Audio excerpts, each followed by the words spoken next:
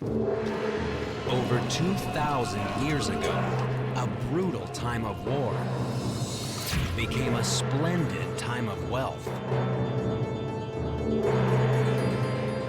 Lords and ladies lived it up in luxury. They wanted to go on forever. Some of them did. What was seen in those coffins just amazed everyone. This is the best preserved ancient body ever found. Come along on one of archaeology's most astonishing quests. Unwrapping the secrets of the Diva Mummy.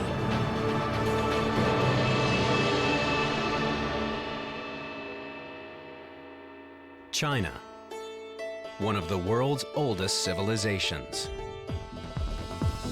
and a modern economic juggernaut. Day and night, bulldozers churn up its ancient soil, carving out the foundations of China's future, uncovering an incredible mystery of its past. No one's found anything that I've ever seen remotely equivalent to this. There's nothing else like them anywhere in the world.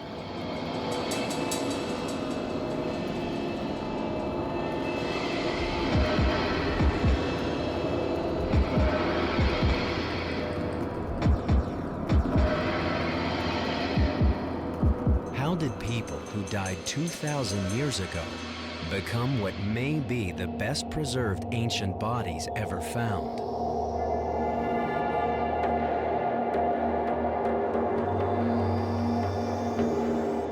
They look like living people, they move like living people. When you look at their intestines and other internal organs, they're about as close as you get to a well-preserved, fresh body today. Who was the woman many have called the world's most perfect mummy? This is something you never even find in Egypt. Tutankhamun, for example, comes out as a sort of shriveled up little desiccated corpse compared with the extraordinary preservation of this woman. Enter the world of ancient China's masters of death and of mummies so lifelike they leave the Egyptians in the dust. Throughout life, they thought of little else than continuing life after death. There was a consensus that immortality was there to be taken, if only you could get the formula right.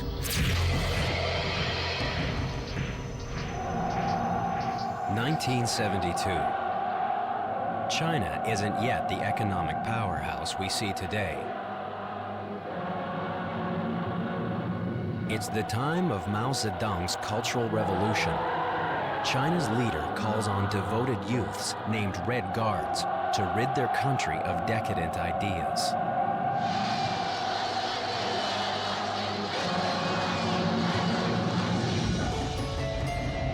In this time of turmoil, officials in the city of Changsha announced one of the most astonishing archaeological discoveries ever made in China. Work crews digging through a hill called Ma Wang Dui had stumbled on an ancient tomb. Inside, they'd found the body of a woman who'd been dead for more than 2,000 years.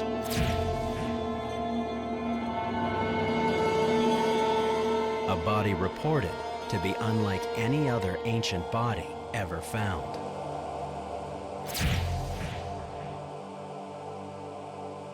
Chinese scientists met to discuss the new discovery, but no one wanted to take responsibility for examining the ancient corpse. It was not a good time to fail, especially when Premier Zhou Enlai, one of the most powerful men in China, expected you to succeed. Premier Zhou told us not to touch ancient treasures unless we were absolutely sure we wouldn't destroy them. He said that if we damaged them, we would be disrespectful to our ancestors and to our country. So we generally left anything found in ancient tombs alone. China's most eminent pathologists declined to autopsy the body found at Ma Wangdui.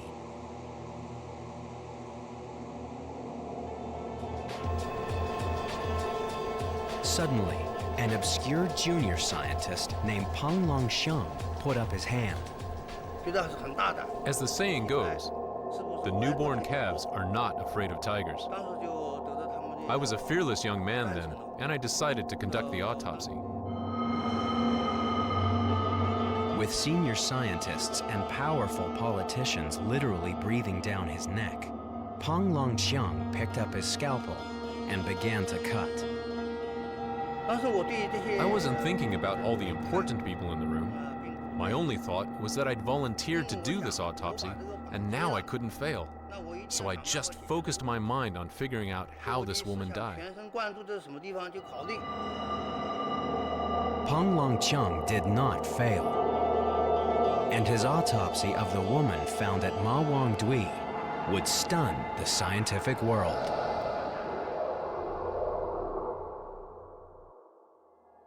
In 1972, Chinese pathologist Peng Longxiang conducted one of history's most astonishing autopsies. On a 2,000-year-old woman, so well preserved, Peng and his colleagues could dissect her like a modern corpse.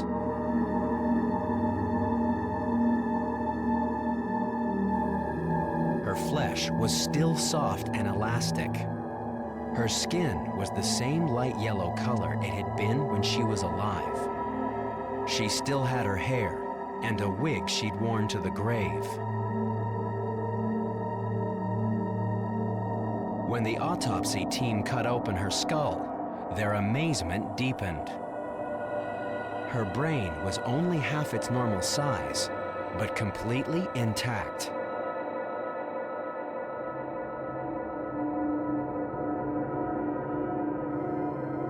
Then, Professor Peng made his first incision into the chest and found all her internal organs still in place and looking nearly good as new. The team removed her stomach, ovaries, and other organs. Incredibly, there was still red blood in her veins. Decades after her modern debut, the mummy from Ma Wangdui still dazzles and puzzles the world's top forensic anthropologists, like John Verano of Tulane University. What really sets her apart from other mummified bodies, first of all, is the flexibility of her limbs. When I first saw these limbs being moved in this kind of just absolute flexibility, it just kind of made me jump, because you just don't see that in an ancient body. And I thought, don't do that, because you're going to break that arm right off. It's something I'd never seen or thought would be possible in a body of this age. But even before Peng Longxiang began to cut, archaeologists already knew that the lady from Ma Wangdui was no ordinary mummy. Her name was almost certainly Xin Zhui. She had died about 160 years before the birth of Christ. And she'd always been a star. Archaeologist Charles Hyam knows her well. She was an aristocrat. She was a major member of a ruling family, and she led a life of considerable ease and luxury. 2,000 years ago, Xin Zhui was the wife of a powerful lord named the Marquis of Dai. Her modern home, the Hunan Provincial Museum, displays a life-size reconstruction of her.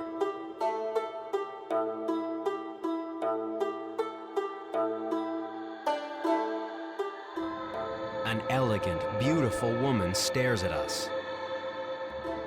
But Professor Peng's autopsy suggests a very different look.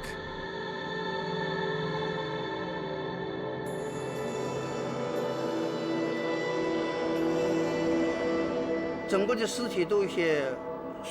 lady's body has shrunk quite a bit.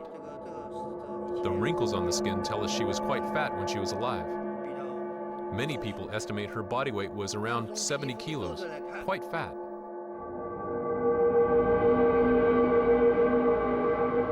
The Lady of Dai's love affair with dinner seemed confirmed by the treasures found in her tomb.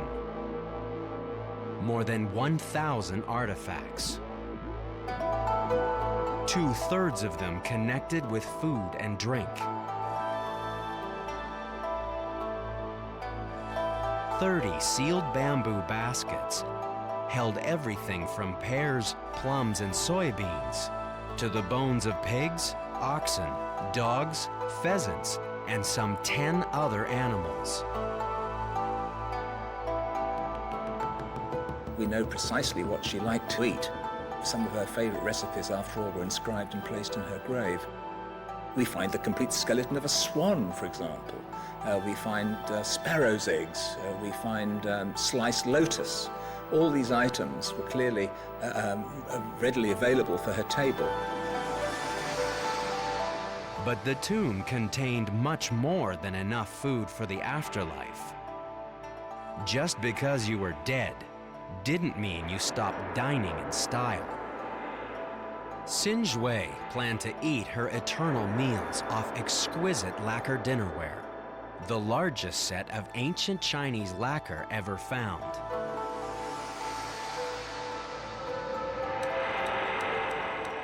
Draped over her coffin was a beautiful silk banner, showing the dead Xin Zhui making the journey to heaven. A soul's pilgrimage toward an eternal banquet. She was taking with her all her wine containers, for example. She was taking all her lacquer plates. She was taking the food she was accustomed to. She was taking her recipes and representations of servants. Servants made sure that the afterlife, once she reached paradise, was going to see a continuation of the sort of things that she'd been used to. Everything was laid out and neat and tidy and orderly, and life would indeed have been exceedingly pleasant.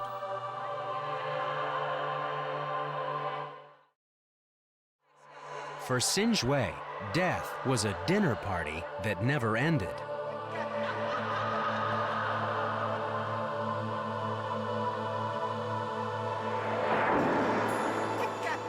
So was life.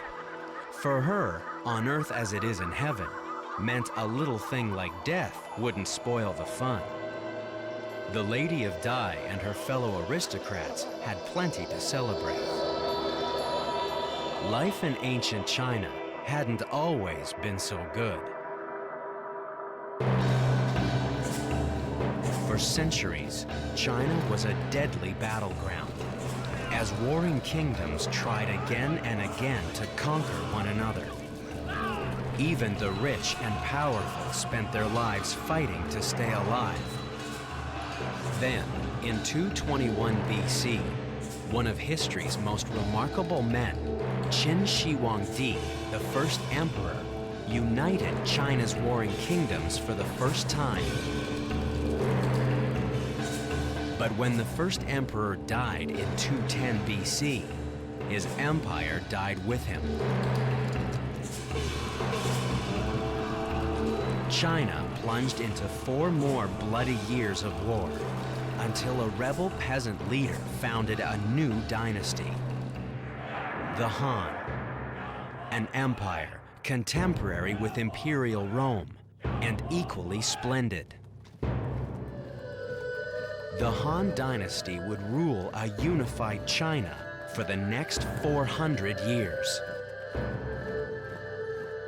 The Han dynasty brought to China peace, prosperity, wealth. People were able to, as it were, go back and revert to really enjoying themselves, to party, if you like. The Lady of Dai would have partied more than most, dazzling her dinner guests with banquets they'd never forget. There would have been a lot of music, there would have been a lot of incense, there would have been servants coming in and at your beck and call. I think it must have been jolly good fun.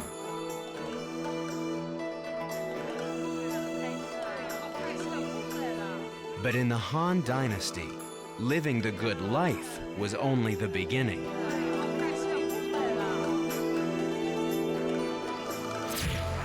Your afterlife was going to see a continuation of the convivial, sophisticated, cultured, aristocratic life of the present. And therefore you had to have the body intact to enjoy it all.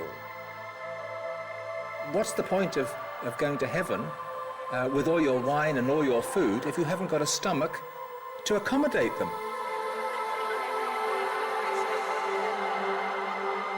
Immortality was an obsession. But not every attempt at immortality succeeded. The most spectacular effort was the most spectacular failure.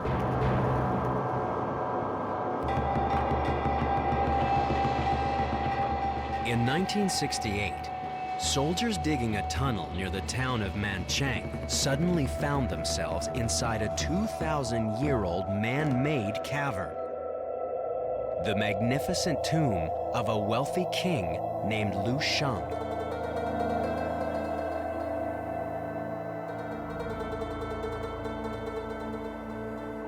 Lu Sheng spent a fortune preparing for a world-class afterlife, turning his burial chamber into a wine cellar.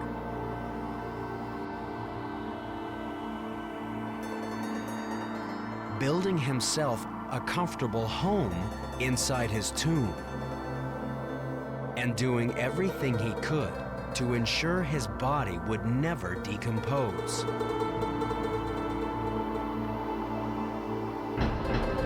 King Lu Sheng went to the grave inside a spectacular burial suit, made of over 2,000 pieces of jade, sewn together with thread made of gold.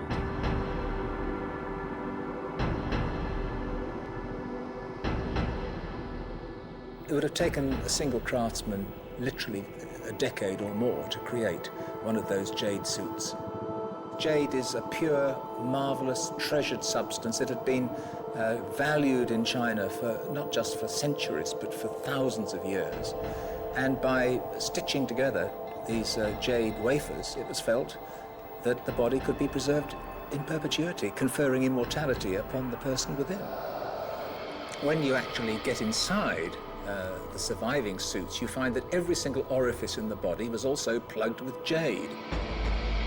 King Lu Sheng's jade suit must have cost him a fortune. But as he lay dying, thinking of the eternal party he was about to enjoy, he must have felt it was worth the price. But he was wrong. When archaeologists opened his jade suit 2,000 years later, a few bone fragments were all that was left of the hard-partying King Lu Sheng. Even if the Lady of Dai could have afforded a jade suit, she would have been forbidden to wear it. That privilege was reserved for members of the imperial family, like King Lu Sheng, the emperor's ninth-born son. Lu Sheng would have been horrified to learn that the wife of Emir Marcus had succeeded where he had failed.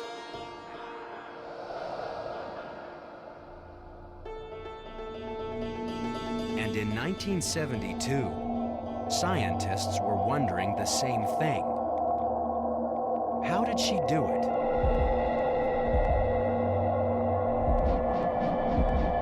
What they were about to discover would astonish them even more.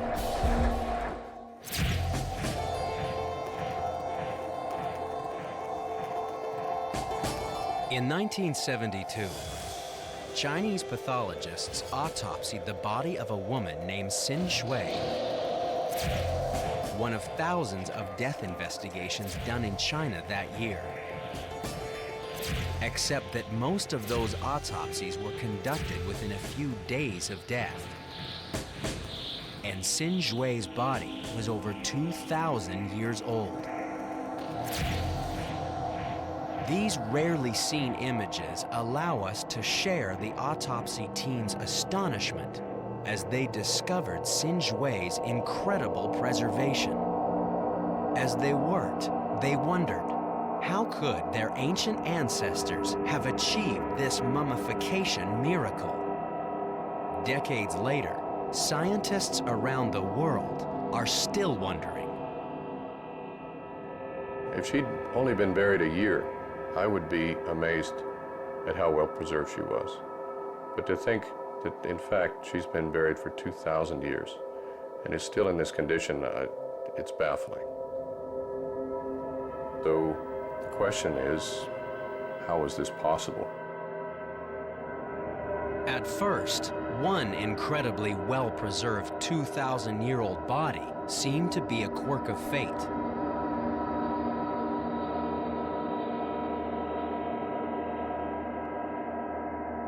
But in 1974, only 300 kilometers north of Xin Zhui's tomb at Mawangdui, near the modern city of Jingzhou,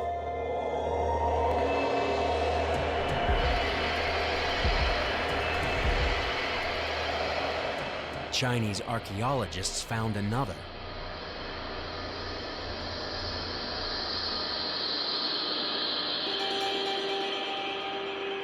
A man, and just as well preserved as Xin Zhui.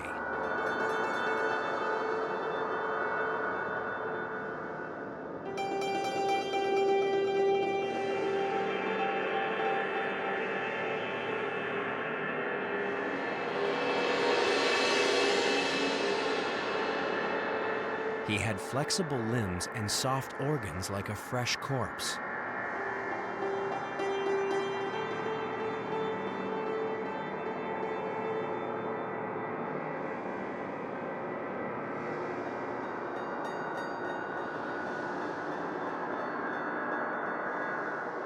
The blood in his veins was type AB.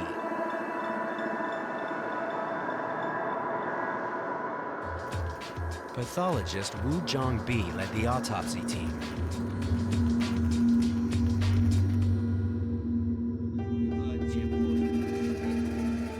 It was June and very hot.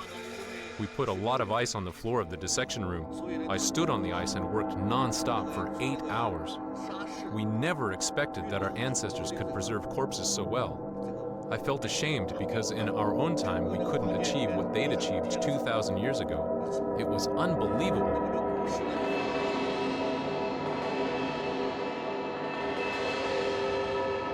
In the mummy's mouth, doctors found a clay seal revealing his name, Sui. Sui was a magistrate who died in 167 BC, about the same time as Xin Zhui. Two of the ancient world's best preserved bodies had been buried only a few years and 300 kilometers apart. And in China's Yangtze River Valley, a part of the world that seemed to be a mortician's nightmare. I would say that the climate of the Yangtze River Valley is quite likely one of the worst in the world in which to preserve human remains. Soil in this particular part of the world, of course, is very wet, very high humidity. You have very hot and you also have very cold weather. And so it would be a huge challenge to the hand mortician to be able to preserve a human body forever. When most people think of mummies, they think of a dry mummy wrapped in linen found in Egypt. That's the old classic one. The Egyptian approach, the internal organs needed to be removed quickly. It was a hot environment. Bodies rapidly decomposed in that type of environment unless they were treated by having the organs removed and then quickly salted and dried. The Chinese method is very different. In terms of the quality of the work, it's quite impressive. In many ways, a step above what the Egyptians achieved.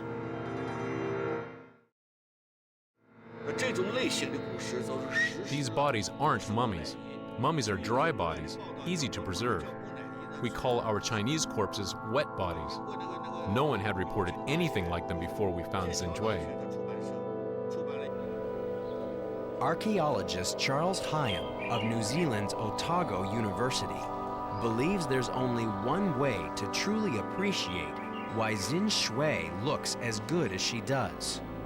You have to come here, to the hill of Ma Wang Dui where she was buried, and see with your own eyes the incredible work of the men who buried her.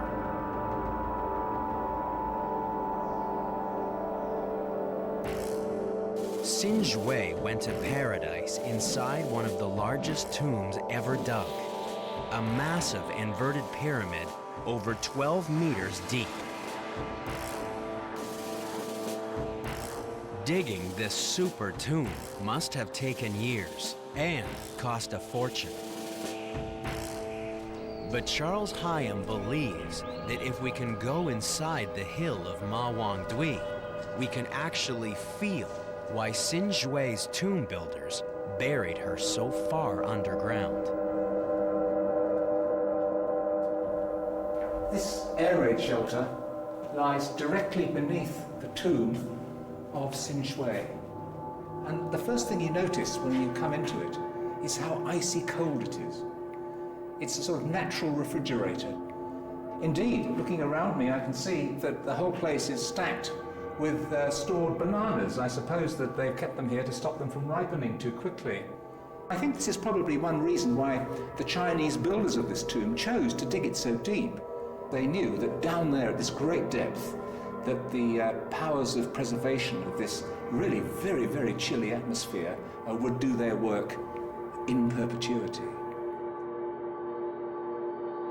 But natural refrigeration wasn't the only thing Xin Zhui's embalmers understood.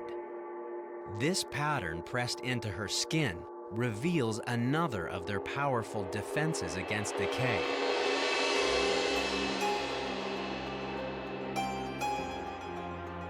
Whoever buried Xin Zhui wrapped her body as tightly as they could in an astounding 20 layers of silk. This silk cocoon suffocated bacteria living inside her body. Bacteria which normally begin devouring a human body as soon as it dies.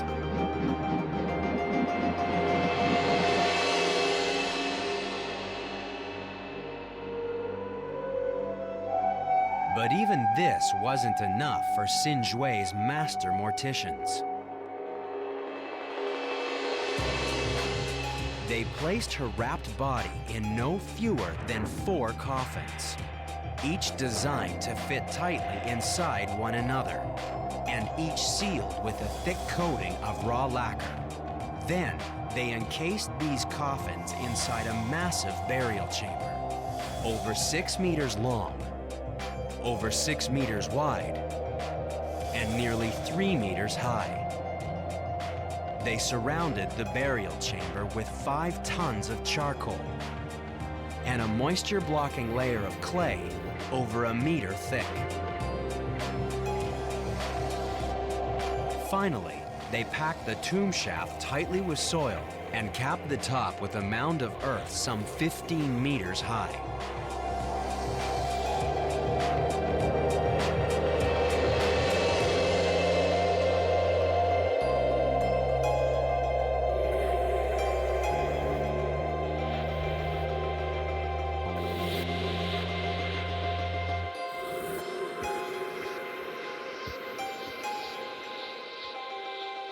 Xin Zhui's embalmers had vacuum sealed her for eternity.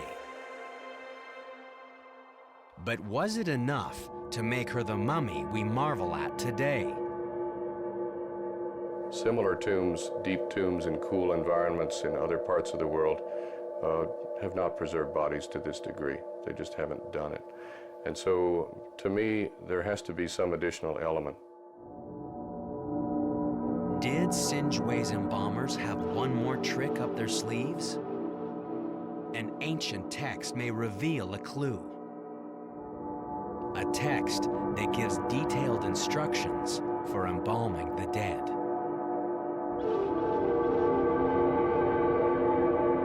It says that after washing a corpse, embalmers kept it cold and wrapped it in layers of clothing.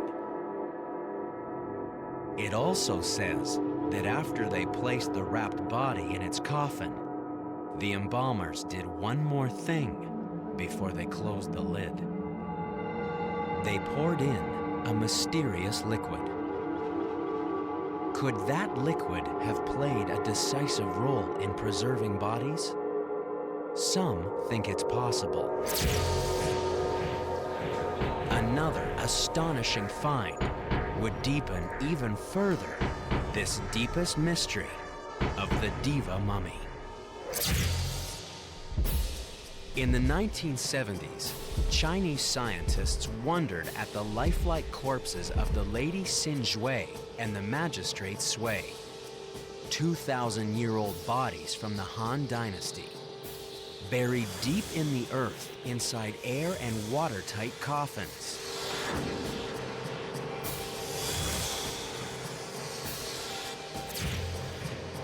It seemed that the key to their preservation had been ancient morticians' sophisticated techniques for protecting them from water and air. But there was another, even more incredible possibility.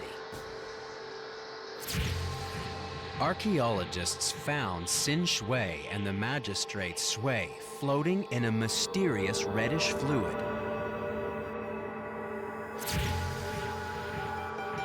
Ancient Chinese texts tell of embalmers pouring a special liquid into coffins just before they sealed them. Were Xin Zhui and the magistrate Sui floating in that liquid? A long-lost elixir for preserving human flesh? Chemical analysis of the coffin fluid only deepened its mystery. It was mildly acidic and contained traces of cinnabar, a mercury ore, and an ancient Chinese medicine for prolonging life. Acid and cinnabar could have helped kill flesh-destroying bacteria. But experts have never stopped debating how the fluid got into the coffins. Some insist it was merely water that leaked into the tombs. Today, one of the world's greatest authorities on the Han Dynasty bodies believes he's found the answer. In 1974, pathologist Wu Zhongbi performed the autopsy of the magistrate Sui. When archaeologists opened Sui's coffin, it was filled with fluid. But strangely, so was his burial chamber. Even though it was surrounded by clay, excavators found nearly a meter of water inside. They could even measure its depth from the marks it left on his coffin. How could water have penetrated Sui's vacuum-sealed burial chamber and his tightly nested lacquer-sealed coffins? Professor Wu believes they weren't as watertight as they seemed. No matter how well sealed the paint or the coffin would, it will still have microscopic holes. According to Professor Wu, eastern China's waterlogged soil slowly rose around Sui's burial chamber. Differences in atmospheric pressure between the water-saturated earth and the dry burial chamber forced microscopic molecules of water vapor through invisible cracks in the chamber's wood. When enough moisture had squeezed through, it formed a water drop inside the burial chamber. Multiply that drop by 2,000 years, and you get a lot of water. We did an experiment. We made a small coffin, sealed it tight, and placed it in water. After just 4.5 years, the coffin was full of water, so we concluded the coffin liquid comes from outside. But Xin Zhui also had fluid in her coffin, and there wasn't any in her burial chamber. Since the 1970s, no one's been able to resolve the coffin fluid debate. Now, another discovery has reinvigorated that debate. Lianyungang is a small industrial city on China's seacoast, about halfway between Shanghai and Beijing. Like other Chinese cities, it's modernizing at lightning speed.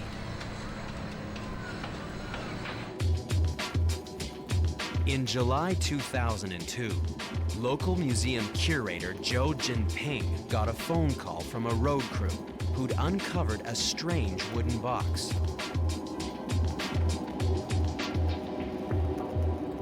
We knew there were a lot of Han Dynasty tombs around here. I told the road crew to stop digging and told my staff to be at the site first thing in the morning. The next morning, a museum cameraman recorded these images, never before seen outside China, of the archaeologists at work.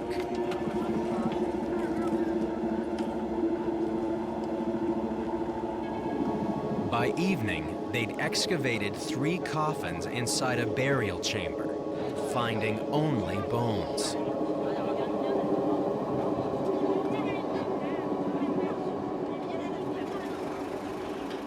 They decided to transport a 4th coffin to the museum for safekeeping overnight.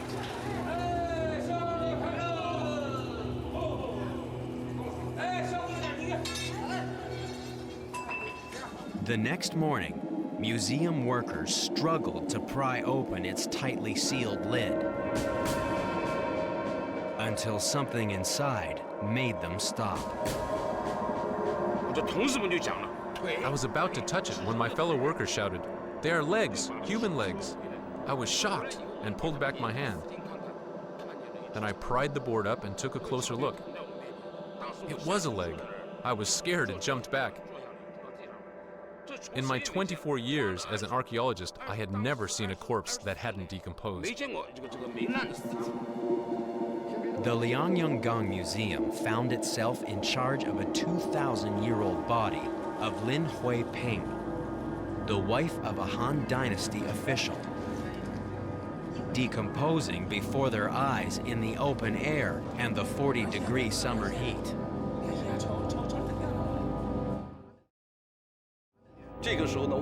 I ran back to my office and called a group of experts in Beijing, asking them what I should do. But the experts told me they didn't know. I was stunned. If the experts in Beijing didn't know, what was I going to do? A few anxious phone calls later, Zhou Jinping found his expert in Shanghai, home of some of China's most beautiful buildings. This is not one of them. But Professor Xu Yongqiang likes coming here to visit some old friends.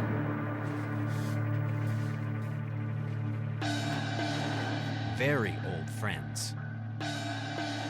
Professor Xu is one of China's foremost forensic anthropologists. He's devoted his career to understanding the mysteries of preserving human flesh.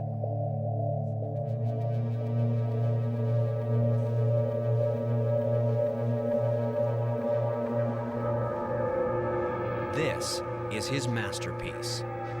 Yan Fu Sing, an army officer, martial arts expert, and practicing Buddhist. Yan's been dead about 700 years, but he's in remarkably good shape for his age. That's because Professor Xu has been injecting him with an experimental preservative developed to keep modern Chinese corpses looking good for their funerals. Yan Fu Sing is still flexible and moist 3 years after archaeologists opened his tomb and exposed him to the air. We've done experiments to see if there's any bacteria or mold inside the body. We couldn't find any, so we think this formula is very effective in body preservation. Xu Yongqiang helped Lianyungang Museum preserve the body of Lin Hui Ping. he consulted with the team of scientists who rushed to Liangyang to study the newest miracle mummy. They peered into her with non-invasive body scans, far more sophisticated than anything used on Xin Zhui or the magistrate Sui.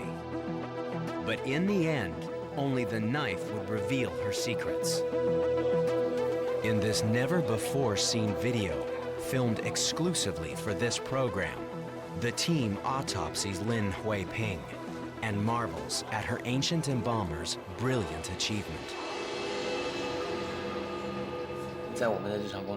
In our modern forensic work, the bodies we see have badly decayed after only a few hours in the summer, and in winter after a few days. It's inconceivable that this corpse can be in such good condition after more than 2,000 years.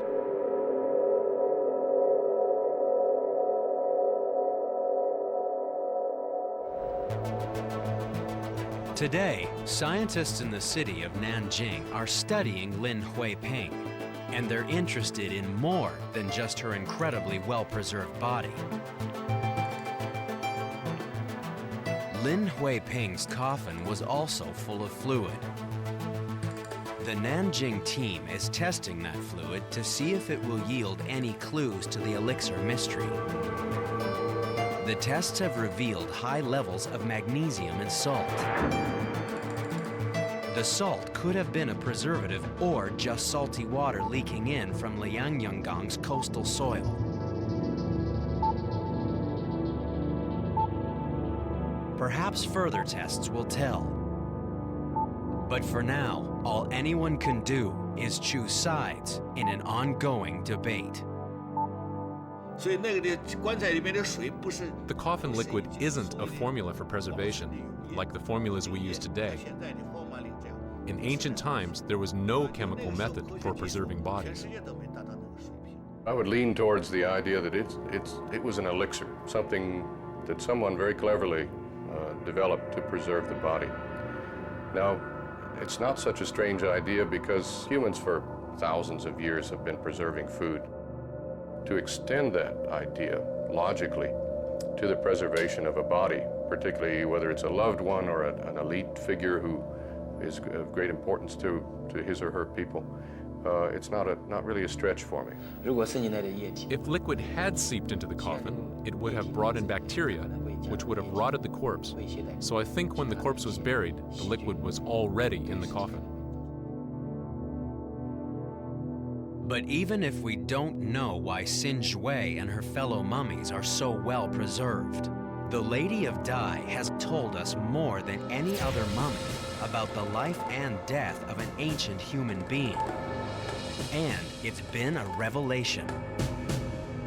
China's diva mummy has overturned some of our most cherished beliefs about our distant ancestors. To forensic scientists, the Lady of Dai is like a time machine. Most ancient remains are so badly decomposed, they tell us little about the lives and deaths of the people they once were. But China's diva mummy can tell us almost as much as a fresh corpse.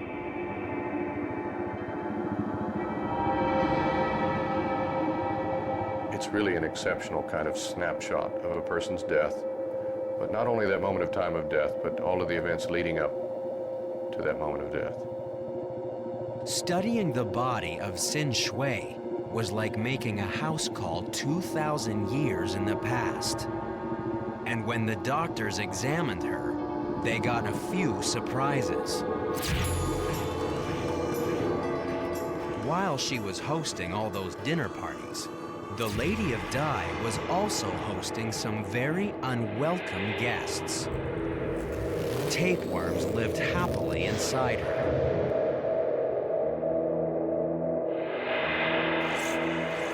So did colonies of whipworms and other parasites.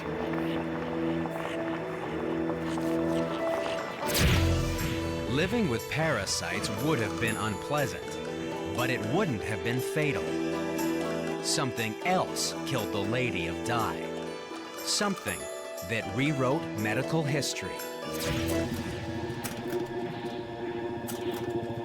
Cardiologist Dr. Sung-Oh Chung has studied clues to Xin Zhui's cause of death.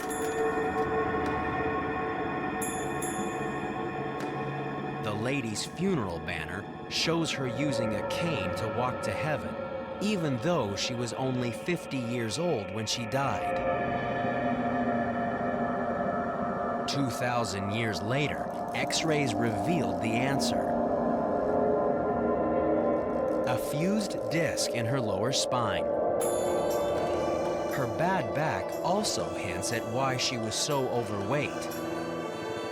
Centuries before television, the Lady of Dai had been one of history's earliest couch potatoes. She gets weighted on and she doesn't have to do very much exercise. And that's probably why she gets fat. Xin Zhui's autopsy revealed another crucial clue.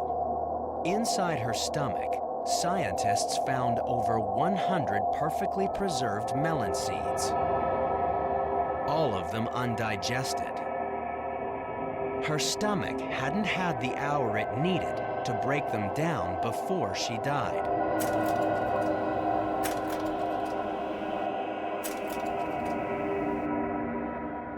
Well, I try to imagine what she was doing an hour before she died. She probably having a very heavy meal. The last part of the meal was the melon. And she liked the muskmelon very much, but she ate in such a hurry that she swallowed all the seeds. There was one more clue, the most telling clue of all. This cross-section of a coronary artery shows it's almost completely closed by deposits of fat. But this artery doesn't belong to a modern heart patient. It belonged to Xin Zhui. Xin Zhui's fat-blocked artery astonished cardiologists, who believed that heart disease didn't exist in ancient times. And it allowed them to reconstruct the final moments of her life. Within an hour after she gorged on melon, the Lady of Dai felt a sudden sharp pain. But it might not have been in her heart. Xin Zhui had gallstones, another affliction caused by eating too much fat.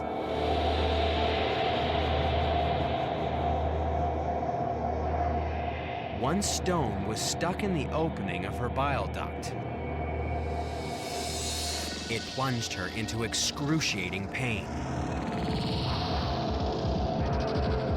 It may have been the final, fatal blow to an already weakened heart.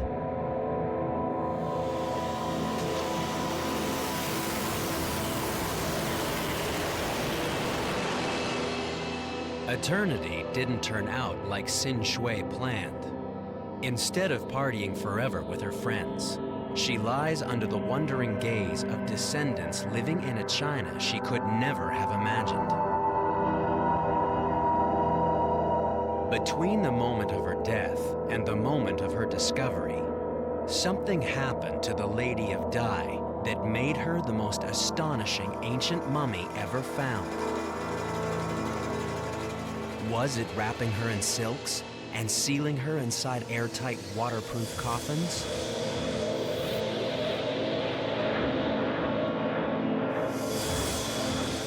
Was it laying her to rest inside a super tomb that kept out the forces of decay?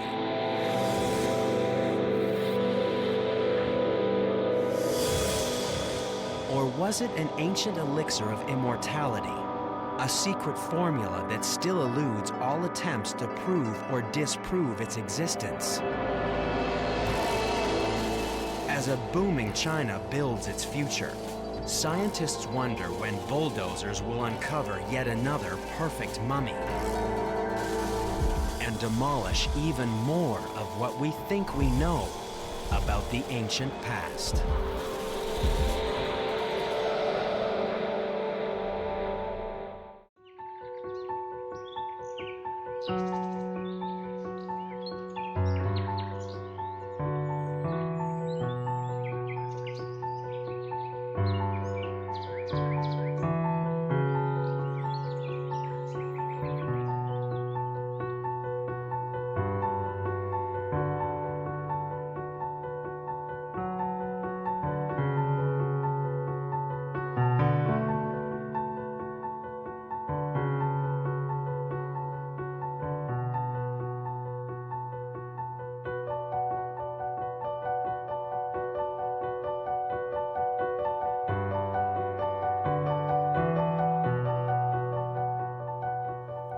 The Natural History Museum of the city of Rouen reopened in 2007 after almost 10 years of renovation work.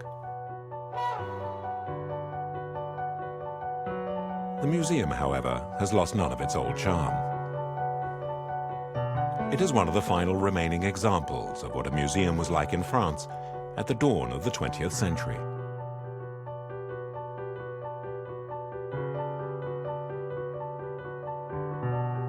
It serves to both educate the public and act as a repository of all living things, carefully organized and minutely classified.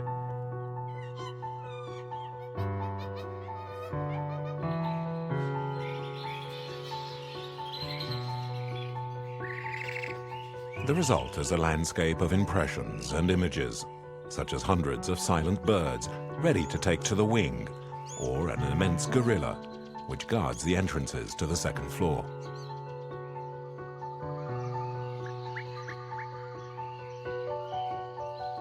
Display cases filled with antique-looking animals set against a reconstructed jungle background plunge you into the Technicolor exploration films of the 1950s, or a story by H.G. Wells.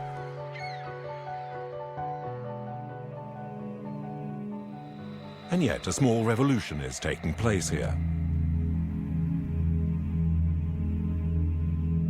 When one of the most famous pieces in the ethnology collection was removed, the perspective harmony of the museum was broken.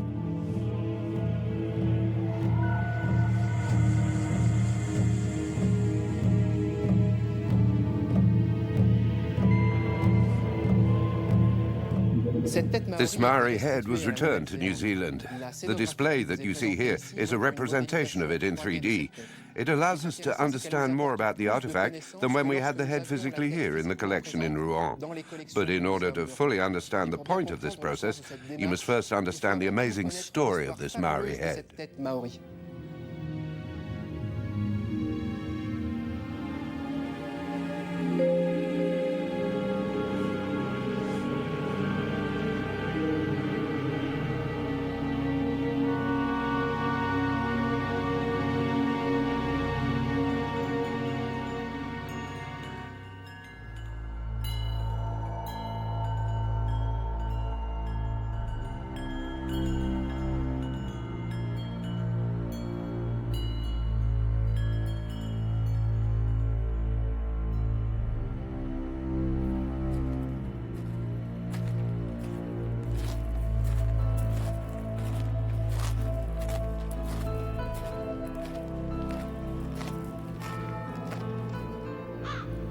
In 1875, a Monsieur Drouet donated a strange object to the museum's administrators.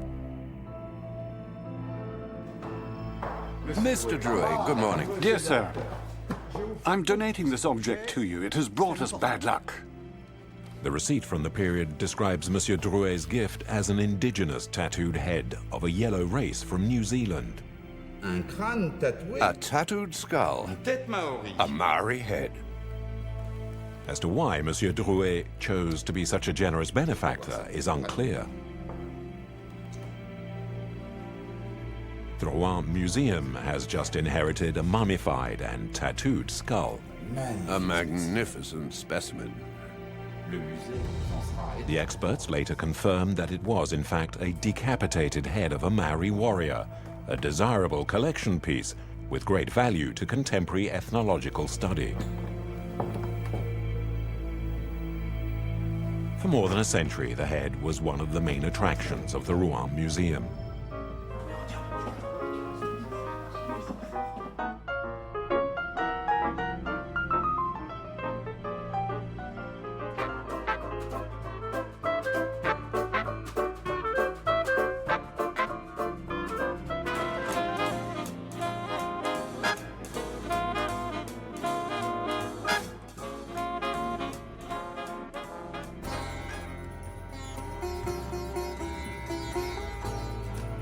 But by the 1990s, this type of exhibition was deemed to be politically incorrect. The Maori head was removed and put into storage. Then, in 1996, the museum closed its doors for about 10 years for restoration work.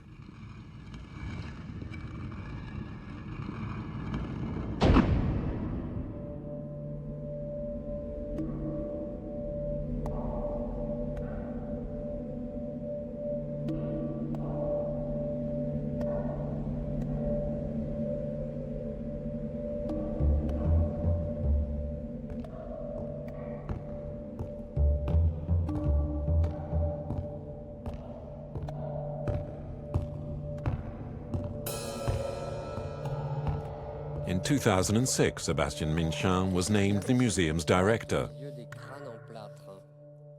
In an inventory in preparation for the grand reopening, he and anthropologist Roger Bollet made an unusual discovery.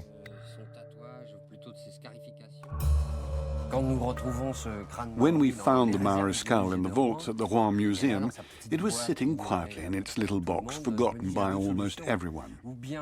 I told myself there are two solutions. Either we decide that this is the kind of thing we shouldn't show to the public, like a sort of skeleton in the closet, or the alternative is to do something positive, which will also help to put the museum here in Rouen in touch with people from where this head came from. For years, New Zealand's Maoris had been asking for it to be returned. By this point, it was something of an old claim. More than 20 years had elapsed by the time we were asking ourselves, what are we going to do with it? So my first task as the newly named director of an institution categorized as a museum of France is to find myself facing some human remains that could be considered as a collection piece. It is in fact the sort of object that is at the very edge of what can be considered a collection piece, and yet is still human remains. That was my first thought. The second point is that we have an indigenous people who are asking for the head to be returned, and so it is this question which I have to confront.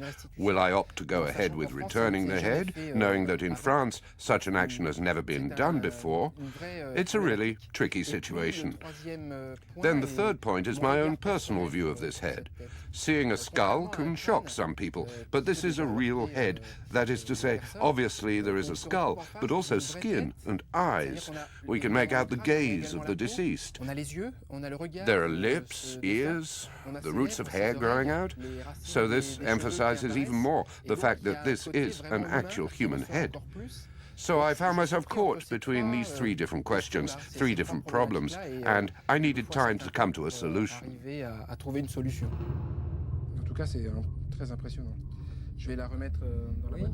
Before making any decisions, Sébastien Minchin decided to further his understanding of Maori culture. He turned to Roger Bollet, the specialist in Oceanian art. So that's the Drouet collection. He's both a painter and a soldier. He draws all the different specimens of heads that he had assembled in his collection. That gave an idea of the number of specimens which had been collected by the end of the 19th century, from the middle of the century. And the types of tattoo vary greatly. The motifs and what appears on the left and right sides are not at all the same. Yes, there is often an interplay between the two sides of the moko, a sort of graphical relation. It isn't just simply symbols or identification marks. And that would just be an identity card. And there is also some more plastic around the face, something which, of course, combines both art and graphics.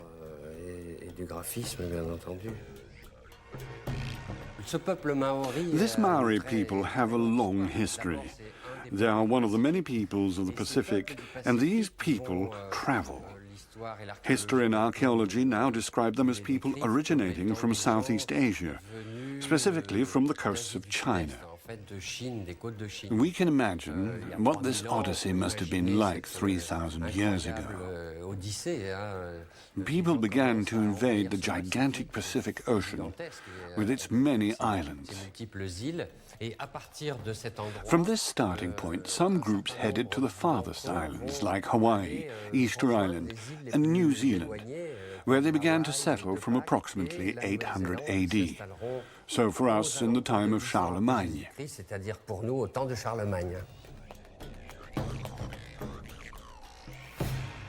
To understand why, for the Maori, the preservation of these heads was so important, we have to put them back into the more general context of the concept of the person as it was understood by these Pacific civilizations. The power of a person, their mana, to use the Polynesian term, is concentrated into his head, and so it is considered as the most important part of someone's personality.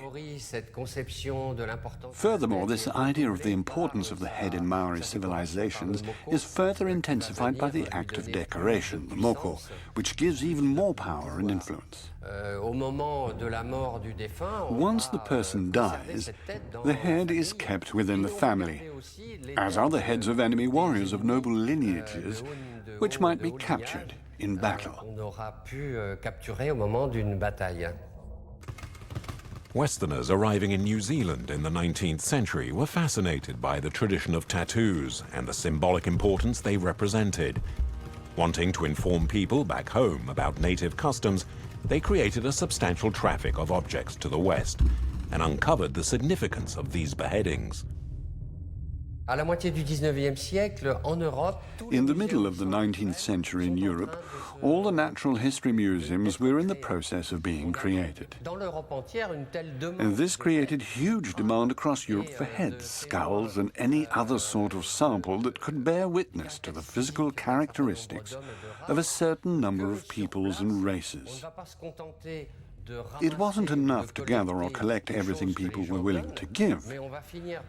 This led, and it is the case with the moko mokai, the Maori heads, to very unsavory practices, such as choosing future museum pieces whilst they were still living. Now, this would happen and be denounced, and the dealer would still say, "I'll be back in a few weeks or in 2 years and take delivery of my order." And what also happened, once demand had reached such high levels, was the fabrication of forgeries. Some heads were even tattooed and decorated after death.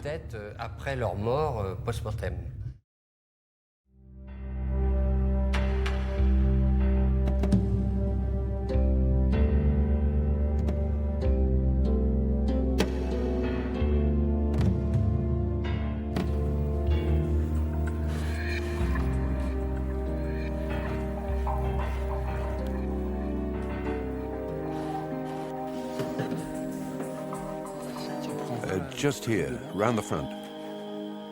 There. Yes, that's great.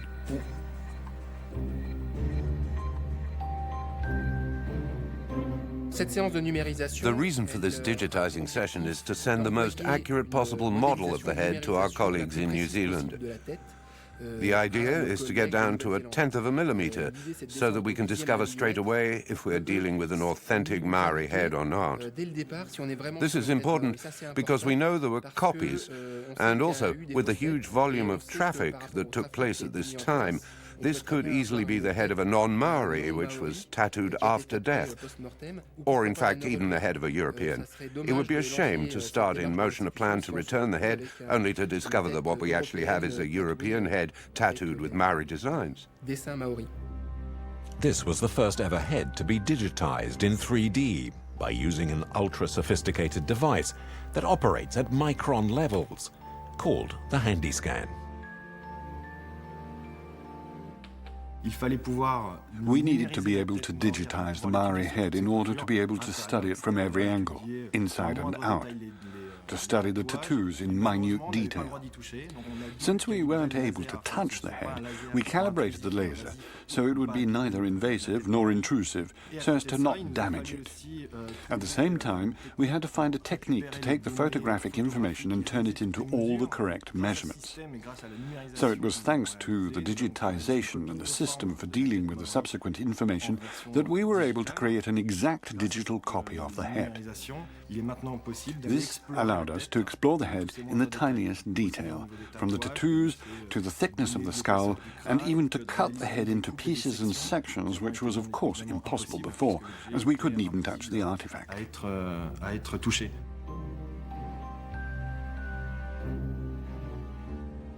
We quickly received a response from the scan and the results of our colleagues at the Te Papa Museum. They both proved that we did in fact have a true Maori head, identifying both the grain of the skin and the style of the tattoos, specifically those containing different bands at the bottom of the face, easily identifiable as being authentic. By 2006, Sebastian Manchin had taken the decision to return the Maori head to the New Zealand authorities. But before taking any official steps to begin the transfer, He had to make sure he had the political support of Rouen's municipal council. Catherine Morin-Desailly, a former municipal councillor, was working for City Hall at the time and was in charge of cultural affairs. I immediately agreed with this proposition. First, because it came from the entire team of the museum. There were no disagreements amongst them. And above all, because it corresponded to the work plan that we had envisaged with the mayor of Rouen at the reopening of the museum. A responsible, durable museum that aligns perfectly with the Chart of Cultural Diversity that UNESCO voted in 2005. So immediately, we wanted to reflect on the manner that we could restituate that which, by the law of 2002, was considered an object of the collection, but which were for us human remains. There was, however, a stumbling block before the process of returning the head could begin. The law at the time which banned the removal of any object from the collection of French museums. For the object to be given back, administrators had to make full use of a loophole in the law concerning exhibits classified as human remains. We cited a law from 1996 dealing with bioethics, because in France, human remains do not have a legal status. This law states that bodies and human remains cannot be subject to a property right, which was in fact the case with these Maori heads.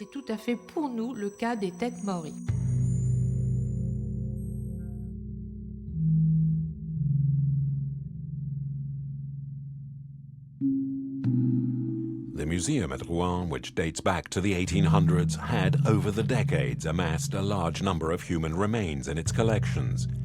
For example, prehistoric bone skeletons, or more impressively, an Egyptian mummy.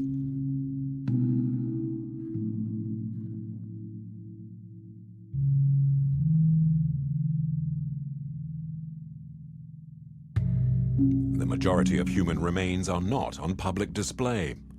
In order to see them, you need permission to delve into the museum's vaults, where many surprises await.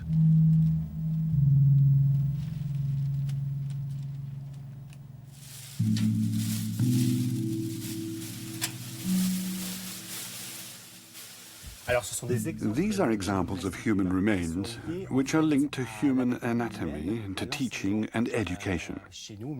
Here in the Natural History Museum, since the very start, it has been an institution of learning and research, where doctors were trained, and so we have lots of examples of human remains, such as embryos and fetuses, from small to large. There are specimens preserved in formaldehyde or alcohol. Other specimens also exist, linked to medicine and education.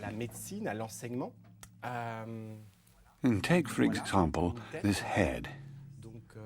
There are anatomical waxworks, actually made of wax, but others were made from people condemned to death.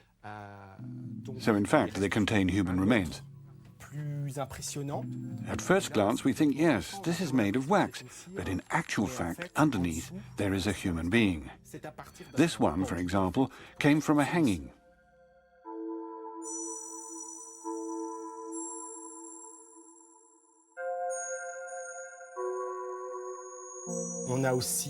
We also have human remains linked to ethology. For example, weapons, which include pieces of skin. And yes, here's an example. On this subject, we recently found in the archives a piece of skin of a prisoner, which was found in an envelope, with the following description: tattoos taken from the arm of the deceased during my residency. So this doctor came into possession of this small piece of skin displaying a lewd tattoo. This dates from artifacts collected by one of the first directors of the Rouen Natural History Museum, who used to study the damaging effects of tattoos. On the 23rd of October 2007, the mayor of Rouen and the museum organized a ceremony for the handover of the head, which was attended by a special Maori delegation that had made the journey from New Zealand. The ceremony was taking place in the morning in the City Hall, and the New Zealand delegation, headed by the New Zealand ambassador to France, and the Maori delegation arrived at the start of the morning. We then found out that Christine Albanel and the culture minister had blocked and refused our plans to return the head, summoning us to an administrative tribunal the next morning, where we were accused of violating the correct procedure, and that the object, being part of the historical wealth of France, should never have been removed from the collection. They are nonetheless social objects. They are ritual objects, and I think they have a very special status. You cannot consider them as just human remains, for example. The decision of the administrative tribunal fell at the end of December 2007. It decided against the return of the head, as it cited a lack of legal precedent around the status of human remains. We're not able, from a legislative point of view, to identify it as human remains, and so, as we're unable to give this answer, by default we have to call it a part of the collection. This put us at a total dead end regarding any potential of returning the head. When informed of the injunction, the Maoris, considering their mission a failure, decided to leave, without ever coming face to face with the gaze of their ancestor in the Rouen Museum, as tradition would have dictated. In the museum, the feeling of disappointment was palpable, but the meeting with the Maori community had not been in vain. Their exchanges and the closer cultural ties between the two parties have borne fruit. The focus switched to another piece in the collection, a magnificent canoe figurehead, brought to Rouen in the 19th century by Admiral Cecile. It's funny to see that the eyes were not completed on this part. There it's complete. Georges Noukou, the artist with whom we were working at the time, told us, in fact, that the reason for making such holes was to allow the wind to pass through the sculpture at the level of the stern as well, and that it, in fact, helped to lift the hull above the waves, and in doing so, move faster when performing an attack. It's miraculous that they are in this condition. Are you thinking of putting it in a cabinet or presenting it on a stand? Yes. Yes, the idea was for the typical visitor from Rouen to understand what role this object played in Maori culture. Because up until that point, we had the version of Admiral Cecile, a local military man who followed whalers through the 19th century, who found himself in a naval battle with Maori tribes from the island of Chatham. He took this as a trophy of war. Yes, the idea of this being only for decoration isn't so interesting. In fact, there is really something to say about this astonishing object.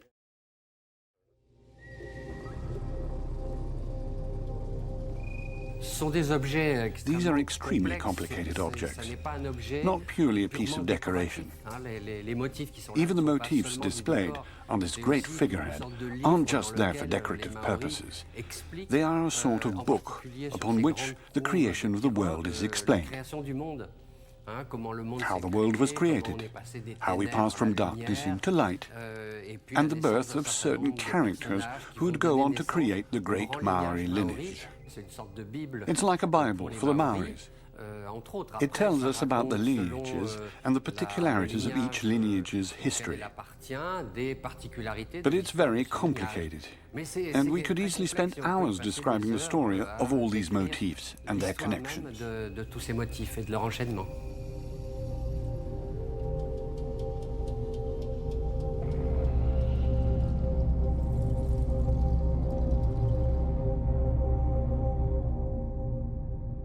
The Maoris are not attempting to reclaim highly symbolic objects like this. There are so many artifacts that they have to prioritize what to target. What they are most concerned with at the moment, and which specifically involves us, is the problem of heads and human remains. Because for them, these are not external objects. They are completely included in society. These are people, a powerful genealogical record. As for the objects themselves, they can wait. They're not a top priority.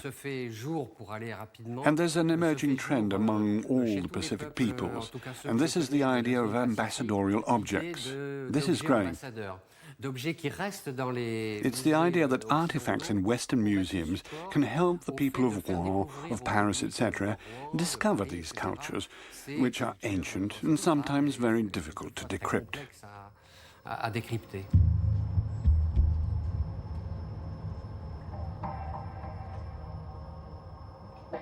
At the start of 2008, there were signs of a breakthrough as to the future of the head.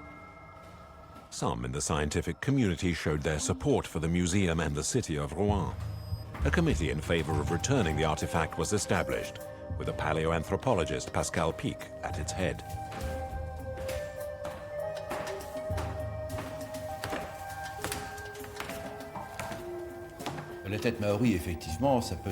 The situation with these Maori heads can seem like something that we have never come across before.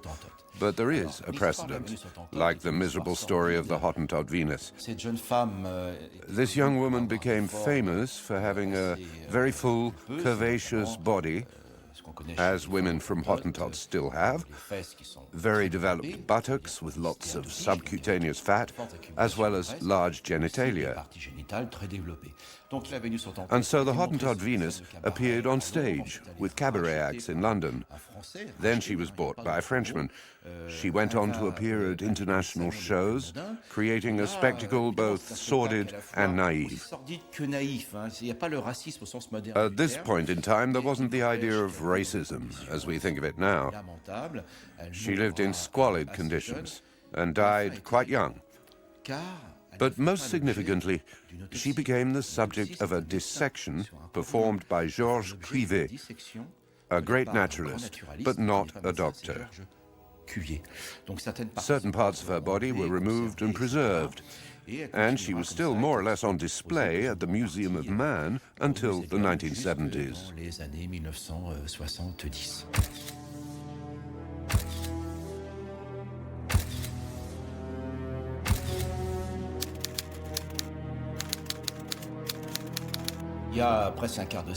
Almost a quarter of a century ago, President Mitterrand met President Nelson Mandela, where he asked France to return the remains of the body of Mrs. Saatchi Baartman, better known as the Hottentot Venus. The French president had no reason to refuse, but he also wasn't aware that under French law, museum pieces cannot be returned. And so it provoked reactions from conservationists and the administration. Because of this, a specific bill had to be instigated so that a law could be passed with the help of the Senate. The Venus was indeed returned in January 2002. I had experience on this law on the return of the Hottentot Venus from 2002, as it was bought by one of my centrist colleagues, Nicolas Abou, and I noticed that the criteria for performing a return were exactly the same. It dealt specifically with human remains, for Saatchi Baartman as for the Maori heads, human remains that have become objects detrimental to human dignity, objects showing mistreatment and violence. So I immediately submitted a private bill which I wrote myself and had co-signed by my colleagues.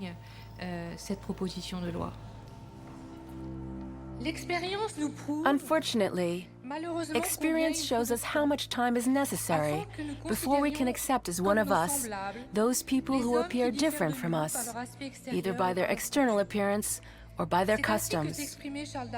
Charles Darwin said this in 1871, and unfortunately, it sounds just as pertinent, as the story of the Maori heads at the Rouen Museum proves. This prospective law must allow France to be in tune with many other countries and to return, finally and rationally, all of the Maori heads, of which there are considered to be 15 and 20 in our museums today. What has guided us in this matter has been to be able to put France in tune with these other countries. France is the country of the rights of man, and it was not honorable of us to refuse to return these heads. We were 20 years late, and numerous heads have been returned to New Zealand by other countries. I would like to make it clear, this law does not just concern the Maori head in the Rouen Museum, but all the heads preserved in all the museums in France. I put to the House this law in its entirety. Those who are in favor, please raise your hands. Against? Abstentions? There are none. The law is passed unanimously. Mr. Minister, you wish to take the floor.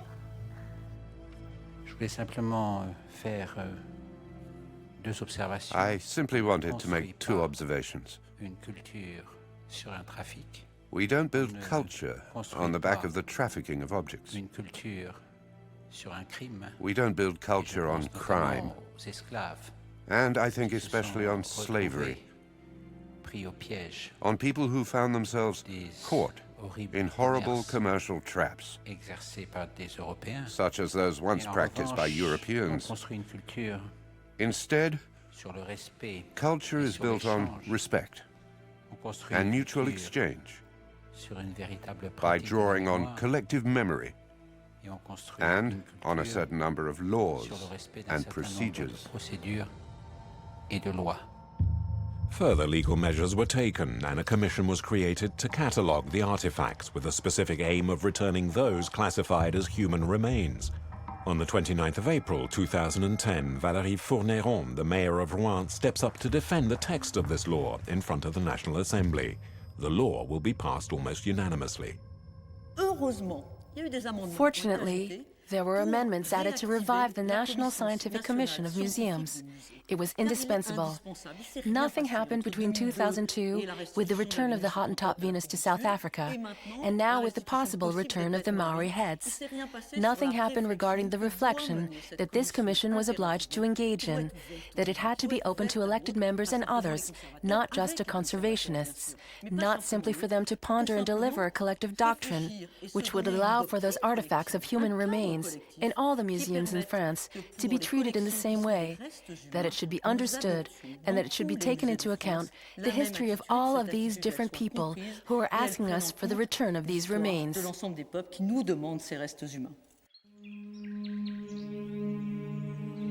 handover ceremony is just a few days away. The only information that we have is from when it arrived in the museum in 1875. So half a century after the trafficking was outlawed. The skull is about to leave the collection of the Rouen Museum forever, but one question is bothering Sébastien Menchin. Can the head reveal any more secrets?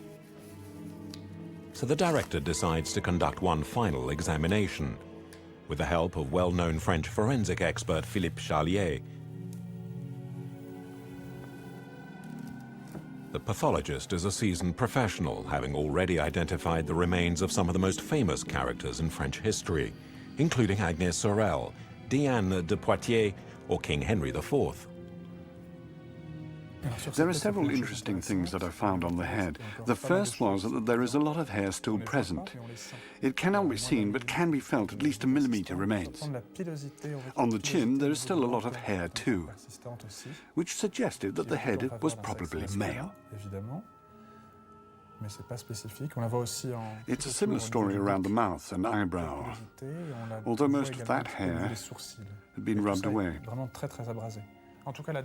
However, the tooth is clearly a fake, most likely an animal tooth.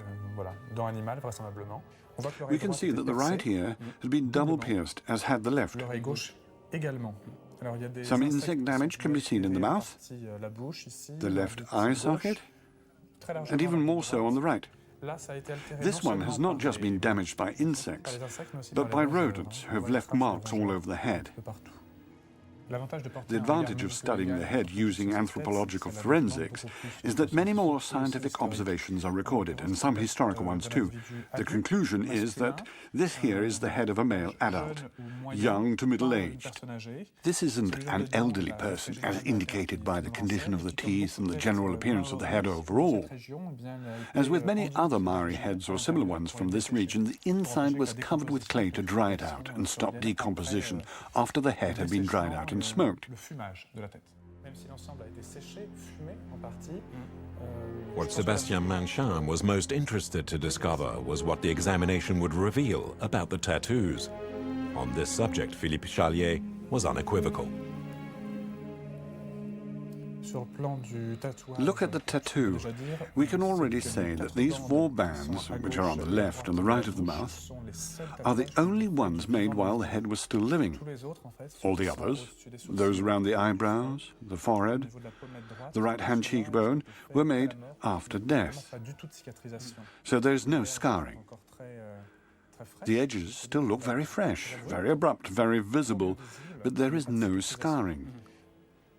So these are the only real tattoos.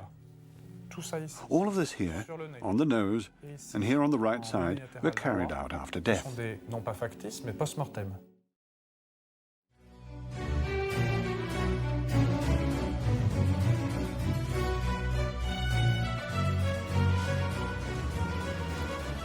Finally, on the 9th of May 2011, Sébastien Manchin's greatest wish came true. The head in the Rouen Museum would finally be returned to the Maori people. And, even better, it was symbolic of the fact it would be the first of around 15 heads in France that would eventually be returned to New Zealand.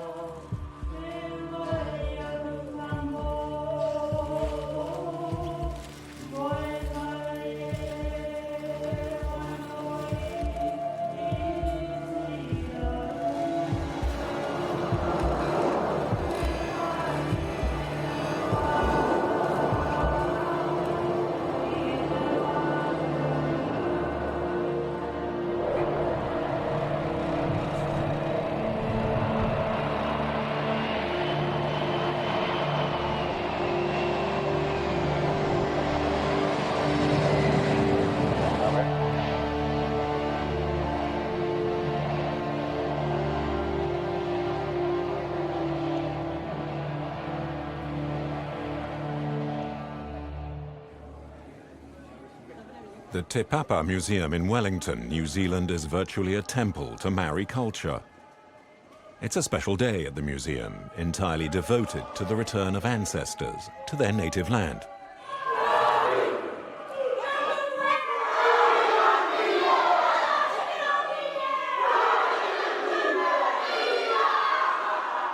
What is important in all this ceremony regarding the return of the heads is that it is a true interment.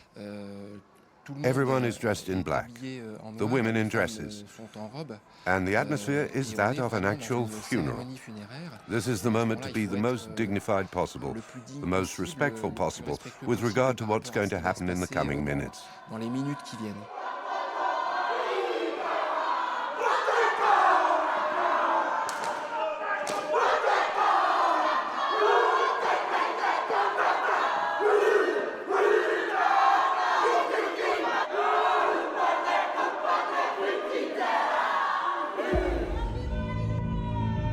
Several heads and a Maori warrior skeleton from Europe are welcomed by the Maori community in the heart of the marae, a kind of chapel installed inside a museum.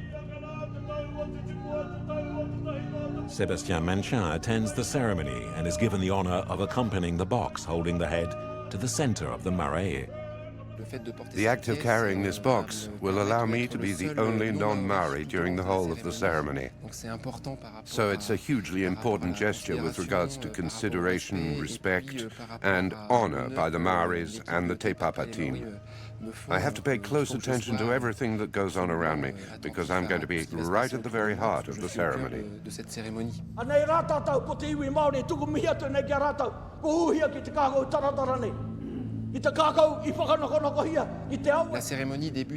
ceremony begins after the haka with speeches from different tribal chiefs, which are very tough when we don't have the translation. The chiefs shout in the Marais.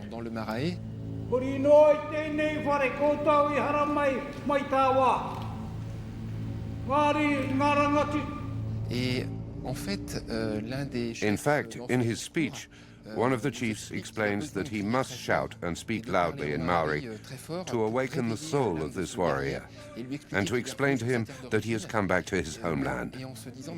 He no longer knows how to speak Maori. It has been so long since he last spoke it. He surely has more chance of understanding French, English, or even Swedish than Maori. The chief of the tribe needs to shout very loudly in Maori to tell his ancestor, "You have come back home, and we're at your side."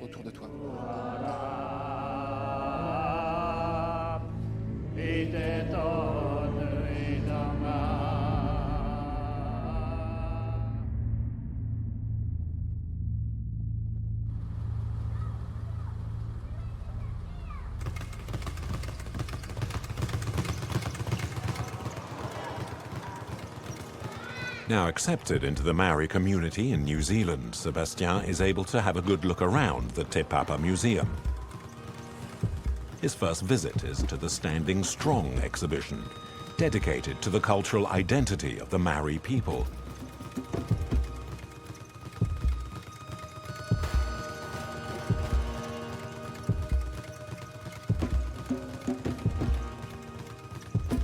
This exhibition is very symbolic, as it will also be shown at the Quai Branly Museum in Paris, to mark the final ceremony when all the remaining heads kept in French museums will be returned to Te Papa. So the carvings depict ancestors that challenge and push them forward to meet battle with courage. And then there's ancestors down here representing the underworld. Lest you forget, boys, if you're not successful in battle, you know, you'll end up with your own ancestors in the underworld.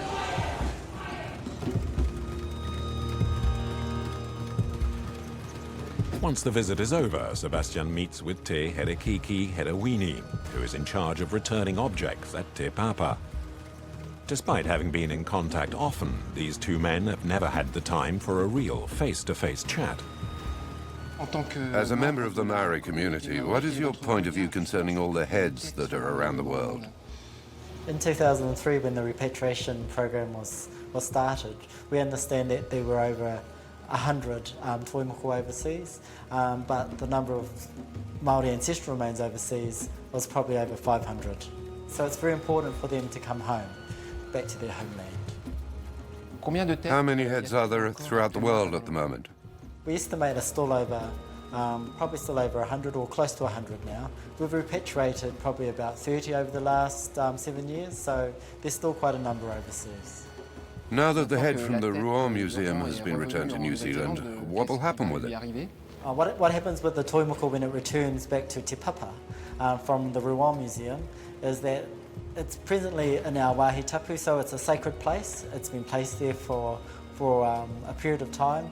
We're undertaking research now to find out the location of where the toimoko came from in the country. So research on the donor, the collectors, how it got from New Zealand overseas. And we're also looking at the designs of the moko, so the tattoo designs on the toimoko, to see if there are some regional designs.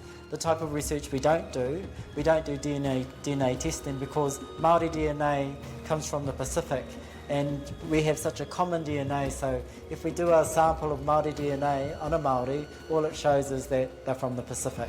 There's no specific lineage that identifies Māori tribal groups. And what will happen if the original tribe cannot be found? What we are undertaking at the moment is having hui, or meetings around the country with the different tribal groups, to look at what happens with unprovenance koiwi tangata, and so with unprovenance skeletal remains, So what we hope to do is achieve at the end of these discussions is a final resting place. So a place where these ancestors may be buried and supported by all the tribal groups. Sebastian wondered who among the Maoris could make sense of the tattoos.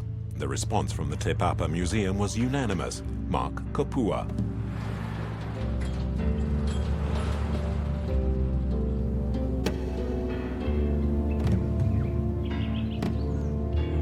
He's in Titahi Bay, close to Marae, 1 hour by car from Wellington.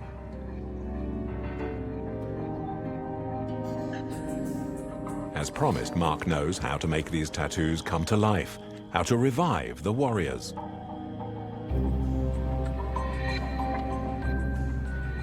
Can you explain what you see here? Okay, if we go back to the front here. Okay. This sign here means that he's born with the rights of a chief. It's a chief? Yeah, he's a chief. I'm not absolutely certain which iwi that he's from, but either side of this pattern means that he was a representative on a council of tribal chiefs. So there's only a few that sit on the council and make decisions, and he was one of them. And the yoga tattoo in the face? Do you want I turn the... If yes? you can, yes. On this side? This pattern here means that he graduated from the old university, the university or the house of learning from that time. Traditional university? Place of learning, yes. Maori? Maori one. Okay. Why the two sides are different? It's hard to say why that's like that. It's interesting that it is like that. Perhaps by the time he was killed, he may have only been quite young. Yes. And had been killed, and the rest of the work had not been completed. Because he's younger. Because he's young. And part of that is because around the mouth, there's nothing. What that could mean is that he hadn't yet gained the access to be the spokesperson for that tribe. It would mean that his father was still alive, which meant that his father did all the talking. The discussion about the warrior and his life becomes very detailed. Here is meant that he was in battle, and when he went to war, he led a war party. This pattern here is a symbol of war. He's a warrior. Big warrior? Big warrior. He commanded the troops. Okay. And this side, this over tattoo? I think that in here, it actually shows that he was a father. He had children. He had children? 1, 2? Oh, it doesn't, it looks like one. At there.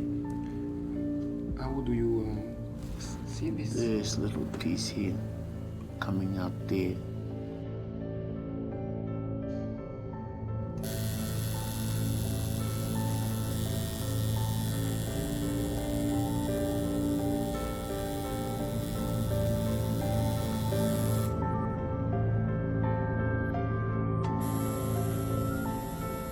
I think it's good that he's come home.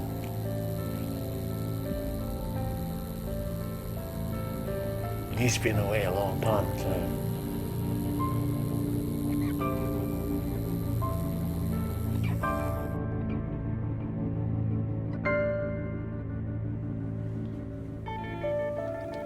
Three boys. The mom. Yes. And that's a symbol for family. Family. There, as well as here. This is your journey. From France to New Zealand. Okay. Thank you.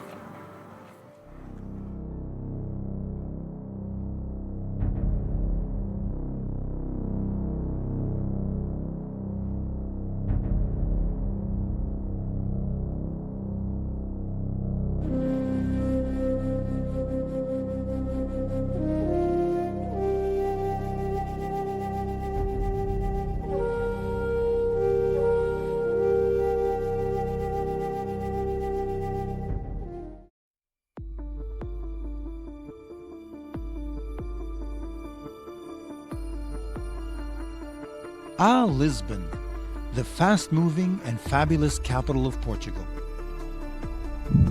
One of the oldest cities in the world, Lisbon is a place of mystery and intrigue. The ancients believed it was built over a cave of gold, guarded by the living dead. To the millions that walk its streets today, Lisbon is a rich beauty, a glistening pain to the past, present, and future. But under our feet lies a Lisbon few have ever seen. Prehistoric dwellings, Roman catacombs, Muslim enclaves, priceless treasures left by those who have gone before. Which brings us here, to this church, the Church of the Most Blessed Sacrament in Lisbon's downtown Chiado district, where a venerable brotherhood guards one of Lisbon's best-kept secrets. A crypt full of mummies, dating back over 300 years. The incorruptible dead. Silent witnesses to centuries of history. Does this time capsule contain secrets from the ages? And does this crypt contain millions of dollars worth of gold and silver treasures hidden from the invading soldiers of Napoleon? This is the story of the secret mummies of Lisbon.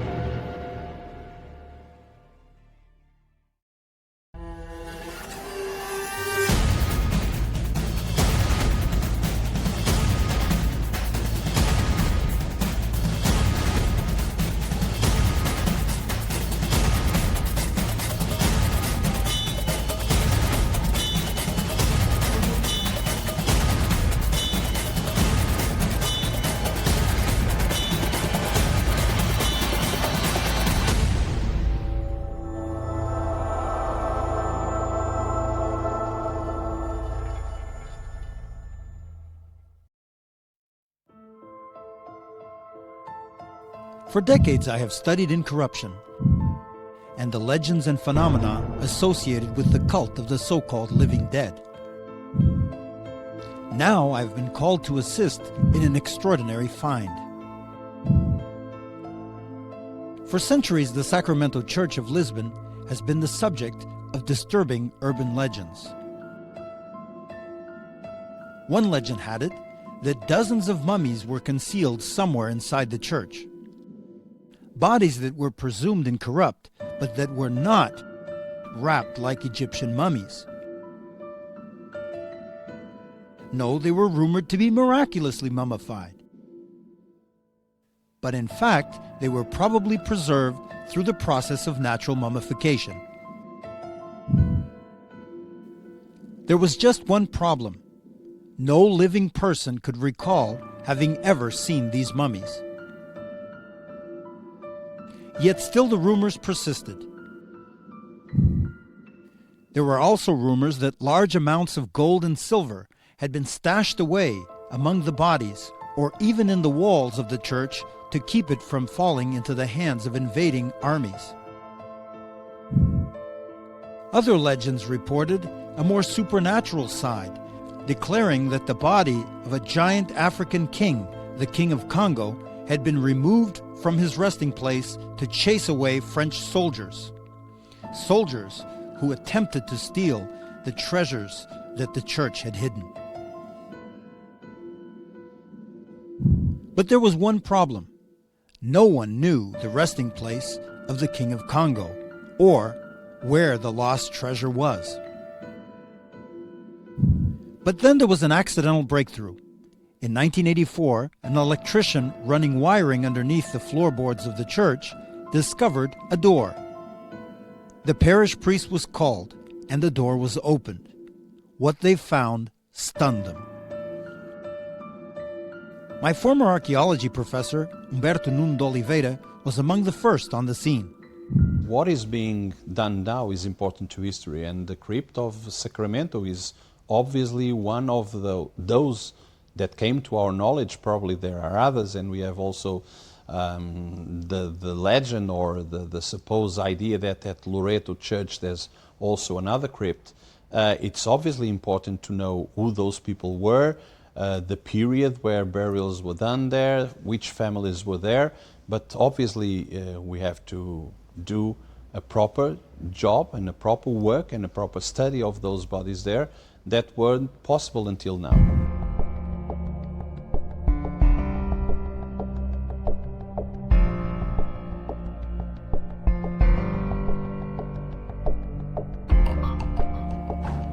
Twice, teams that had been hired to carry out the investigation were brought to a complete halt by strange occurrences. Many of the crew were afflicted with mysterious rashes and fevers. And then there were recurring nightmares, one so tormenting that workers wouldn't return to the crypt. The project was shut down and the crypt sealed and forgotten. 10 years later, when it was again accidentally rediscovered, a new assessment was made. But this intervention lasted only for a short time. In the midst of these excavations, the head archaeologist declared that he had found the body of the king of the Congo. But the next day, the parish priest was dead. He had died of natural causes.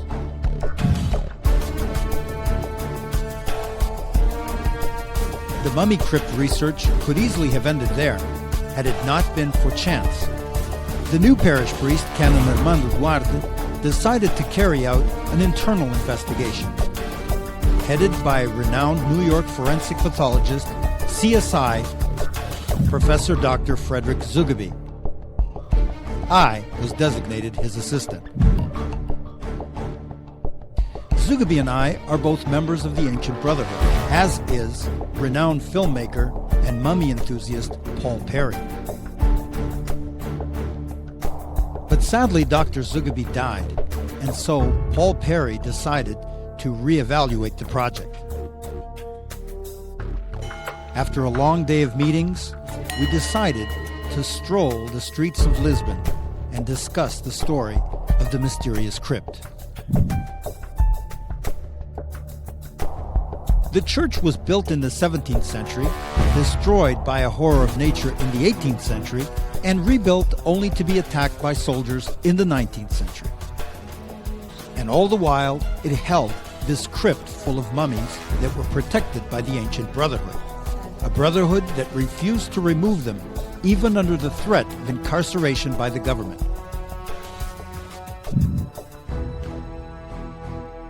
In 1834, following a law of separation of church and state, all burials in church crypts and private chapels were prohibited.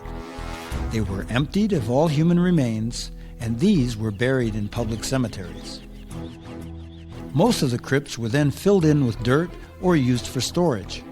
But some crypts, however, like the one in the nearby Basilica of Our Lady of the Martyrs, were simply converted into shops. Believe it or not, the former crypt in the Basilica of the Martyrs is today a yogurt shop.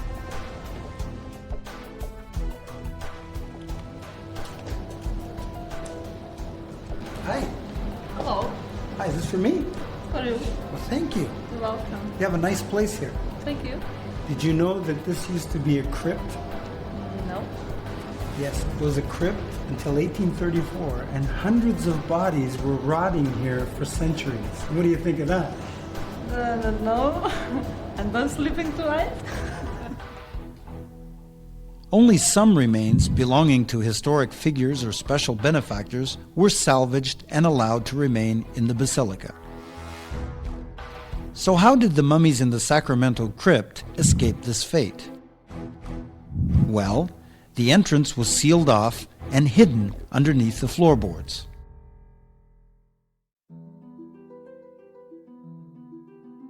Paul was fascinated and wanted to see more. So the next day, we went in to see Canon Armando Duarte, the judge of the Royal Brotherhood. Soon things took on a life of their own. Canon Duarte had discovered the crypt for himself in the course of restoring the church. I was brought in as an expert on holy relics.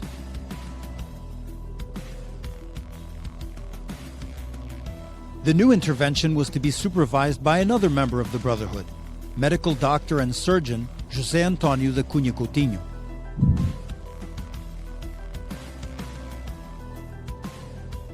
What we encountered was shocking. We literally found a mess. Following the previous expeditions, someone had destroyed many of the bodies with the application of quicklime acid. No one had any idea why someone had tried to destroy these mummies. Was it to have them removed from the church? Or was this a sacrilegious profanation brought about by superstitious beliefs, as I had encountered in many previous places? But what we initially saw in this quick examination made us think that the entire cache of mummies were partially destroyed. But Paul Perry saw it differently. It was certain that the crypt had been trashed by someone. But if several of the mummies were destroyed, then perhaps that meant that several were not.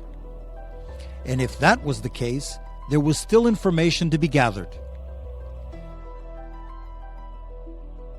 Just going into this crypt was like going back in time in a time machine. We could see with our own eyes the people and clothing that walked the streets of Lisbon hundreds of years ago. And Canon Duarte wanted to let the curious explorers into the mummy crypt. He was proud of the crypt, and perhaps this new team could help him with a project of his own. As Canon Duarte pulled back the carpet to expose the crypt door, Paul Perry turned on his iPhone video and recorded his first descent into the crypt. Questions filled Paul's head as he filmed the macabre scene. Before long, he was hooked. This crypt was casually discovered in 1996 when restoration was being carried out in the church. And since then, City Hall of Lisbon has provided a fund for the conservation of these almost 80 remains that are down here. When the brief but poignant visit was ended, Paul proposed that a filming and excavation team be put together to do what no other team had been able to do before: unravel the mysteries of the mummy crypt. The year was 1685, and the Count of Valadares was about to save his country, or so he thought, from a terrible curse. For nearly 5 decades, the noblemen of Portugal had been building churches to counteract the curse that they believed had been put on them by Simão Pires de Solis, a Portuguese Jew accused of sacrilegiously stealing 33 hosts and stomping on them in the dirt in a vacant lot. Word of this desecration quickly swept the country and all of Europe. Solis was brought to court and quickly convicted of committing a direct physical attack on Jesus Christ. At the gallows, he insisted he was not guilty. Then, with clear eyes and anger in his voice, he asked God to punish the people of Lisbon for their cruel injustice. And he may have been right. On his deathbed, the judge on the case confessed that the condemnation of Solis had been forced on him by a powerful and unnamed nobleman who wanted to slander the Jews in general. The unjust execution of Solis gave the king concern that a curse may befall his kingdom. To avoid that, he ordered public acts of reparation to avoid God's retribution. Some people gave food and alms to the poor. Others, the wealthier members of society, gave far more. The act of reparation chosen by the Count of Valadares was to erect a magnificent church dedicated to the Most Blessed Sacrament.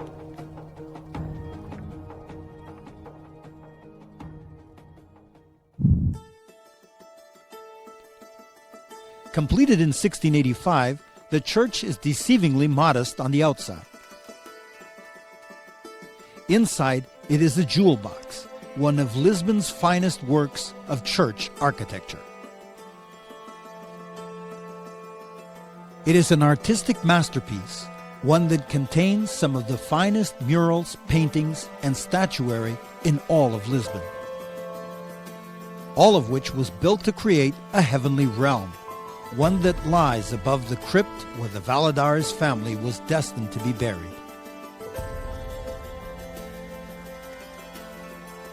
And it was down here that upon their passing, members of the Valadares would be laid to rest for centuries to come, all underneath the holy altar, where their mortal remains would be within earshot of the Mass. They would be united together in expectation of the resurrection of the dead at the end of the world. Actually, only one member of the Valadares family was proven to have been buried in the crypt before 1755, namely Don Álvaro de Noronha Abranches, 5th Count of Valadares and perpetual judge of the Brotherhood. He died on May 27, 1752. All other members of the Valadares family were buried in their chapel in the Carmel Monastery next to their palace. No records exist to account for the other bodies buried in the crypt before the earthquake. Before going into the crypt, Paul decided to explore the church above ground. And as we did, we made a series of discoveries in and around the altar that added to the glory and mystery of this church. It was easy to go back in time and imagine what it was like when the church and the crypt beneath it was guarded by the Royal Brotherhood of the Most Blessed Sacrament, an organization specifically founded to give honor and protection to Christ in the Blessed Sacrament. Count Valadares built the church for many reasons, and some personal. For example, the secret crypt was built especially for the Valadares family, so that they could rest together in anticipation of the resurrection. But the spoken reason he built the church is for a show of force and devotion against those who might profane the Most Holy Eucharist, as had been done 10 years before by Solis, or by someone else who did not believe that the Eucharist was truly the body, blood, soul, and divinity of the God-man Jesus Christ. In essence, it was the Brotherhood's duty to create a show of devotion and of force in the name of Christ. And the Sacramental Church was to be their holy fortress.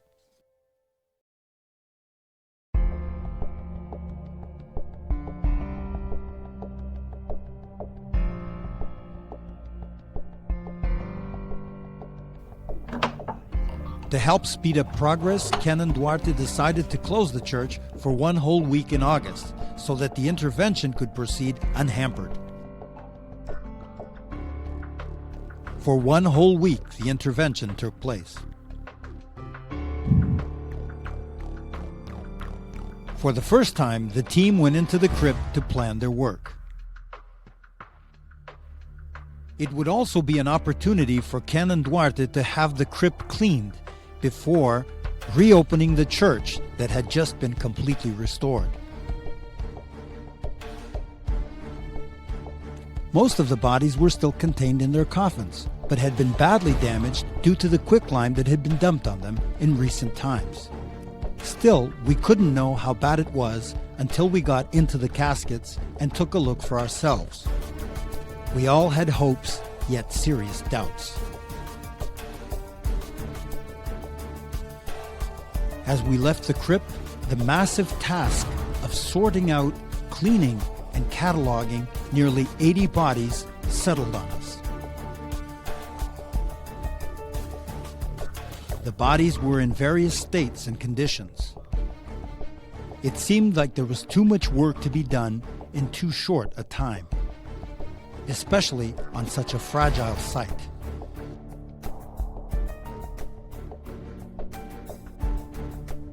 It was our task now to identify all of these bodies in the crypt, separating the Valladares family from the members of the Brotherhood and the priests who were laid down below. It was a small crypt with many complications. The idea was to bring up the mummies one by one. That would allow them to be identified, for information to be gathered, DNA samples retrieved, so as to at least identify the Valladares family members in a lab at a later date. Some contained several skeletons, so many in fact that they spilled onto the ground. Then there were other features that demanded greater exploration. And remember, it was the Solis curse, the man falsely accused of attacking the body of Christ by sacrilegiously profaning the Holy Eucharist, that led to the building of the sacramental church in the first place. And for a decade, the church didn't let the citizens of Lisbon forget that some kind of divine chastisement was well overdue.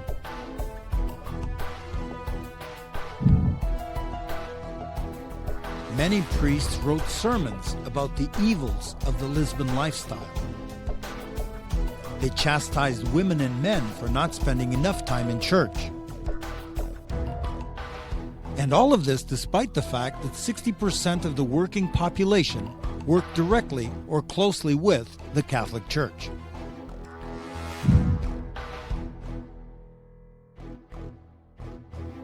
But it was the way things happened on November 1st, 1755, the Feast of All Saints, that left many people thinking that these doomsday prophecies just might come true. At mid-morning, with the pews filled with worshippers, the jolt heard round the world took place. Earthquake! Roofs crumbled, streets buckled, thousands died in an instant, and even more perished in this surprising aftermath. For many, it was the end of the world. This is an engraving from the latter part of the 17th century, perhaps beginning of the 18th century, that shows Lisbon before the earthquake. The earthquake, tsunami, and fire of November 1st of 1755 hit Lisbon really hard, but the Sacramento area here that you see, the parish, was really hard hit, and of the 3,000 people that lived here, only very few survived, and the many homes here, perhaps only a fraction of them were still left standing or partially standing. The Church of Sacramento, of course, was completely destroyed, and only the sacristy and the crypt survived. In the days leading up to the earthquake, there were warnings. Unfortunately, however, they only had meaning to the beholder after the horrible incident took place. The Consul of Hamburg, for example, Mr. Stokerler, wrote later that dense fog suddenly arose from the sea, and he heard the sea rise with a prodigious roar. That took place the day before the quake. At about the same time, a fountain in the village of Colares almost ran dry.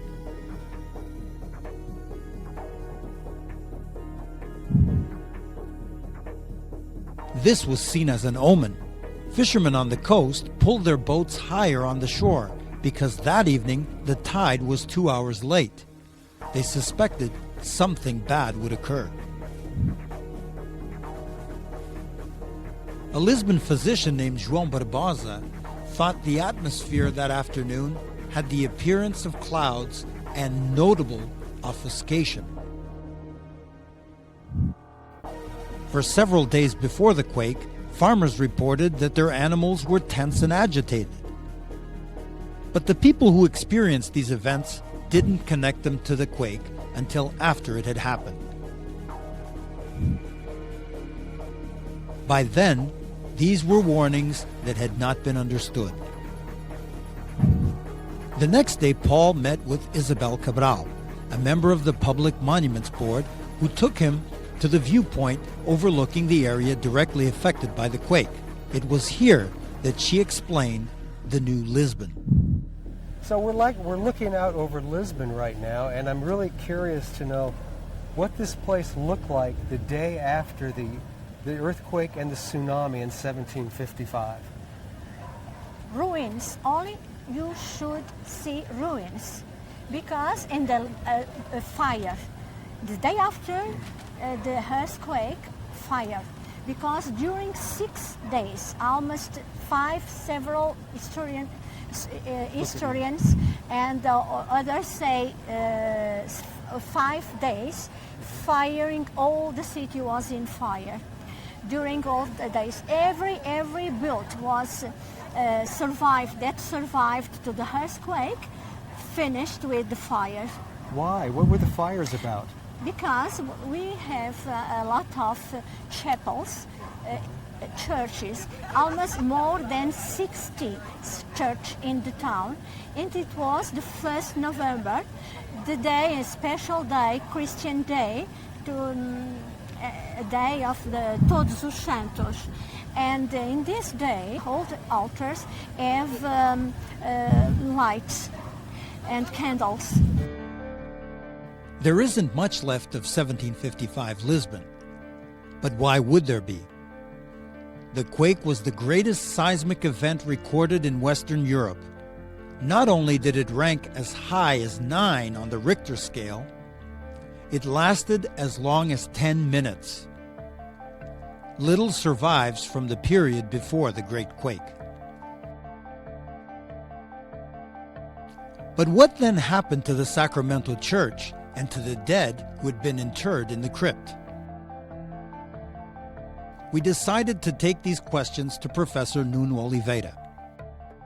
All the churches have a potential of richness, no? Because church things, church vests, and everything on a church could be profitable if you sell them or if you loot it. So obviously churches and also palaces and rich houses that were destroyed by the earthquake in Lisbon were a possibility of get their hand to rich things. It is probably the last big crypt in Lisbon with hundreds of mummies that are eagerly wanting to tell us their mysteries and their history, and also part of the histories and mysteries of Lisbon. The most thrilling notion that we got from my old archaeology professor was that unexamined records might still exist in the Sacramento Church. After the interview was over, we immediately went to the church to see what we could find. What we discovered was a treasure trove of history, an entire archive with the records of the Sacramento Church. One of the first books we looked at contained an anonymous description of the earthquake. This is the most important book of the entire archive because it gives us an eyewitness account of the earthquake and tsunami of 1755. Another one contained a valuable list of items stored at the church to hide them from Napoleon's soldiers when they sacked the city in the early 1800s. This is the book of the inventory of treasure. And this is book 2. So it's dated August 22nd, 1806, signed by the parish priest, and describes all of the silver and gold and the vestments embroidered in gold. It was an amazing find for our team. One of the most valuable pieces of treasure described in this book is a 3-foot tall gold and silver monstrance. Now, it was hidden during the French invasion of Lisbon in the early part of the 1800s and was only rediscovered recently, walled up in a secret safe in the sacristy, and is today still in use by the priests of this church. Now we knew what had been suspected all along, that a treasure of gold and silver was hidden somewhere in the church. The question was, where? In a few hours, we had brought up the first remains of dozens of 18th and 19th century citizens of Lisbon. The thought was thrilling. This initial intervention would allow us to gather a wide variety of information that can later be examined by experts in a number of fields, from anthropology to medicine, even fashion. Yet despite the thrill of bringing the past alive, we found ourselves temporarily disturbed by what we were about to do. Stand face to face with the dead and seek their help to discover the secrets that they had taken with them to the grave.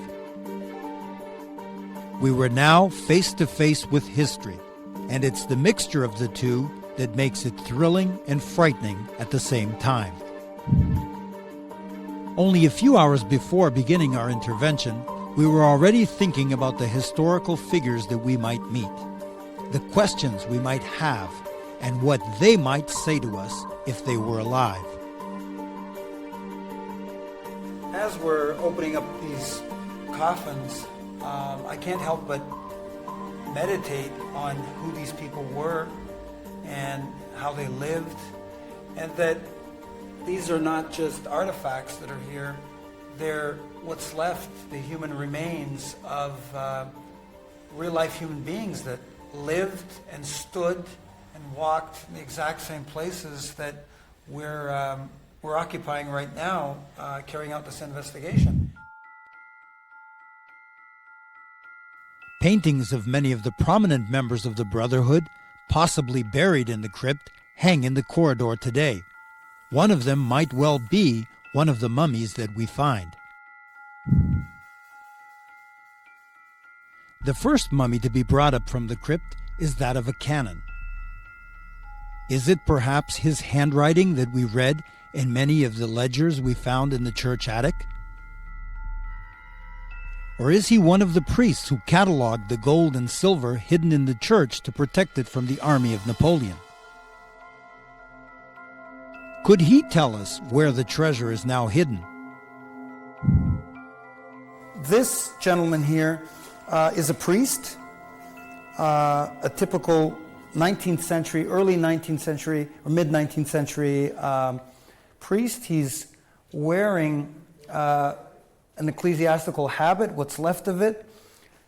There are crosses here which I believe have come from his stole, because the tassels from the stole are still intact. There is a rope which shows that he was probably buried in a habit that's very monastic-like.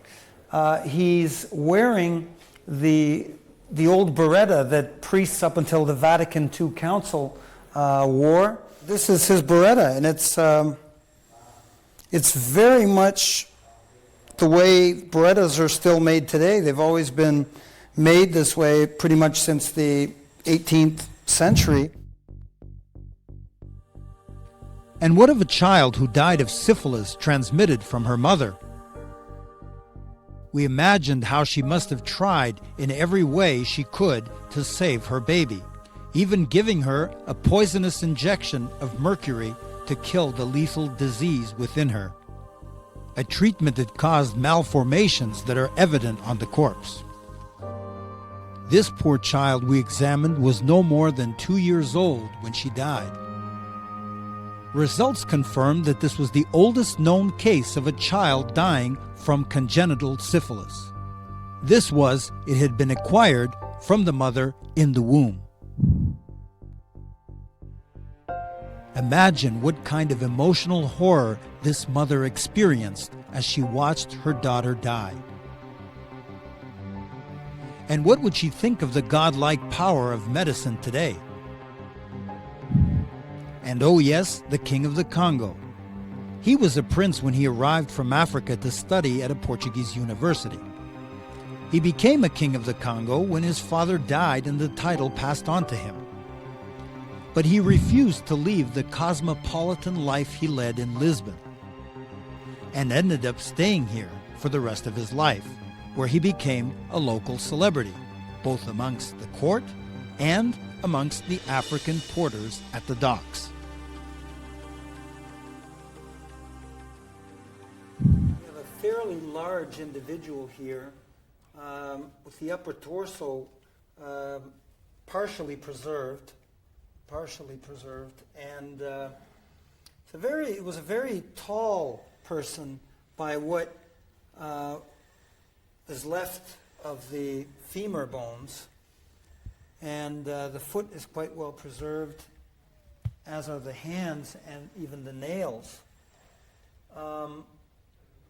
The head, at first glance, has an almost African look to it. It's hard to believe that before the 18th century, when everyone got buried in churches, Africans and Asians living in Europe got buried in mass graves, pits in the center of town known as Negro wells. Well, before 1834, there were no public cemeteries. If you were Christian, you were buried right inside the church. In the case of non-Christian Africans, they were actually buried here at the end of this street. They were placed in a common grave in a well. This street is called the Street of the Well of the Negroes. And it was here that non-Catholic, unbaptized Africans were buried in a common grave. So a lot of the people that wanted Christian burial joined one of the brotherhoods of the city so that they could be buried inside the church. And this explains another macabre discovery: a dozen skulls that were tied to the interior sides of the coffin of the Congo king sometime in the 19th century. Together with the incorrupt body, they had served as a horrific prop to scare away the French soldiers. For the time being, the DNA tests are on hold for lack of samples from living relatives for comparison. So how can we know who these mummies were?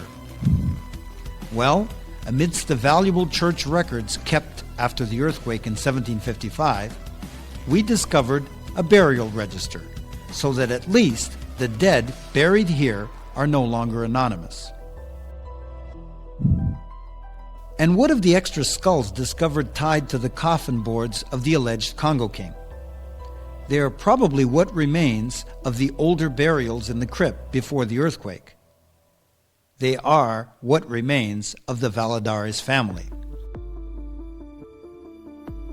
These bodies were looted and hacked to pieces by robbers in the days following the fires that ravaged Lisbon. And this, according to the eyewitness account of the aftermath written by a parish priest in 1760. And oh yes, the King of the Congo.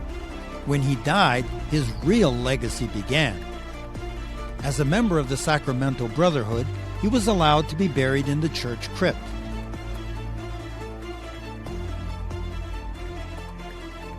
But when Napoleonic soldiers attempted to steal the treasures from the church, his mummified body was brought out of the crypt and used to chase away the superstitious French soldiers.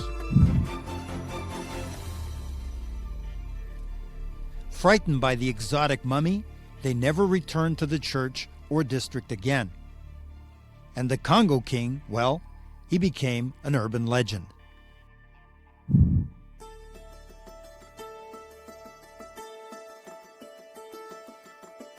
At midnight, we brought up the first mummy from the crypt. It was the body of a priest, most likely a canon of the cathedral. Perhaps it was the renowned Dr. João Moura, beloved parish priest and Monsignor of the Patriarchal Palace.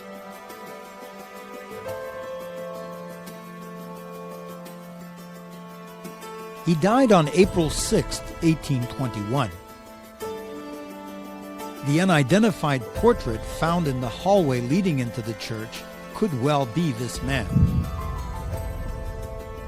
Being perhaps the most revered member of the clergy to have served here, we decided to bring the painting into the room where the body was laid out. It was a reminder of what he perhaps looked like when he was alive. Bringing the painting and the body together was very disturbing for many members of the team, and especially for Paul.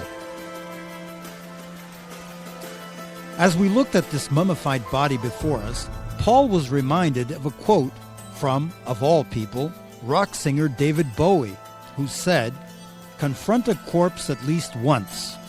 The absolute absence of life is the most disturbing and challenging confrontations you will ever have." And I guess we could say we were being challenged by what we saw. Look at his hand. Very well preserved. Look at the hand. I'll bet you anything his feet are also perfectly preserved. There we go. He's wearing socks. Somebody stole his shoes. Okay, this foot is all broken up, so we'll leave it. One foot's intact and one foot isn't. But soon the three of us found ourselves fascinated by the glimpse into the past brought to us by this exceptional mummy. In the end, this first mummy revealed much about the era in which he lived, his age, his health, and the social status he had enjoyed in life.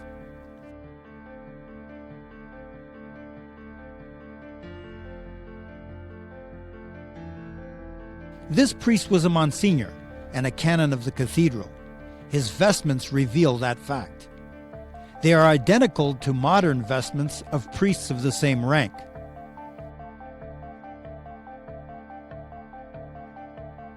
Even after 200 years in the crypt, they would look like new if they were dry cleaned. When toxology reports came back, it showed that he was not injected with mercury, a common chemical used to embalm bodies. Instead, the examination revealed that he had been disemboweled. This allows for decomposition to slow down, and after that, natural mummification can occur.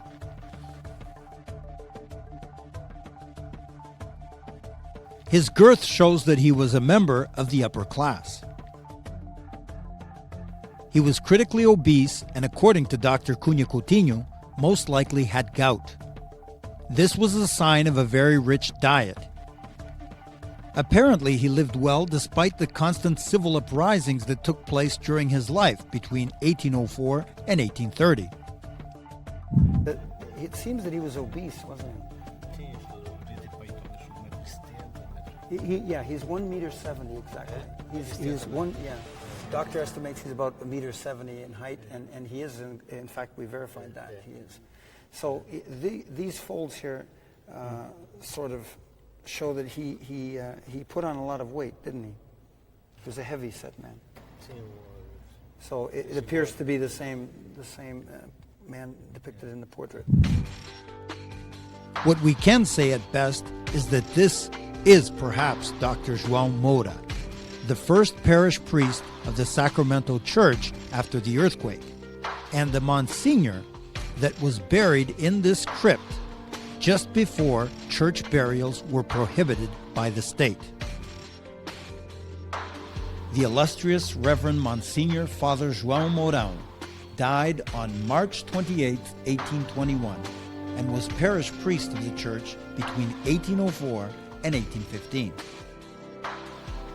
He was also a famed orator and chaplain of the royal house.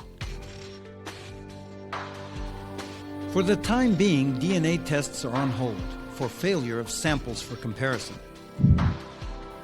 But the valuable church records we uncovered in the attic proved to be a fountain of knowledge, giving us for the first time a complete list of the names of all men, women, and children buried in the crypt, so that at least they are no longer anonymous. The parish records also revealed that between 1872 and 1875, when the church was being restored, the crypt was cleaned and sealed up again. At that time, there were 72 coffins accounted for, and amongst the incorrupt bodies was that of Dr. João Mourão, who was still recognizable to many of the older parishioners, despite having died more than 40 years earlier. But how is it that mummies are created in the moist atmosphere of Lisbon? Nuno and I came up with a theory. The crypt is modeled after an Aztec drying chamber. As to my point of view, that crypt was done on purpose as a drying chamber, because those intentionally built structures we see there, done on purpose, suits that purpose properly. And if you have air coming in and going out, you can get actually a good natural mummification. The team had the crypt for only 7 days, the time during which the coffins were being removed by the workmen for the last restoration works being carried out on the church.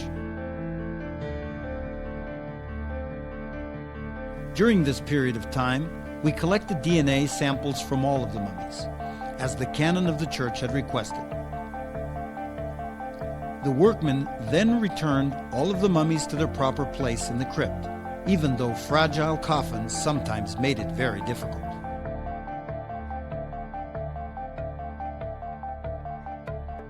In the end, the crypt was cleaned and samples collected from all of the mummies for future study of their DNA. But even into the 7th day, there was no sign of a treasure of gold and silver that some team members had expected to find.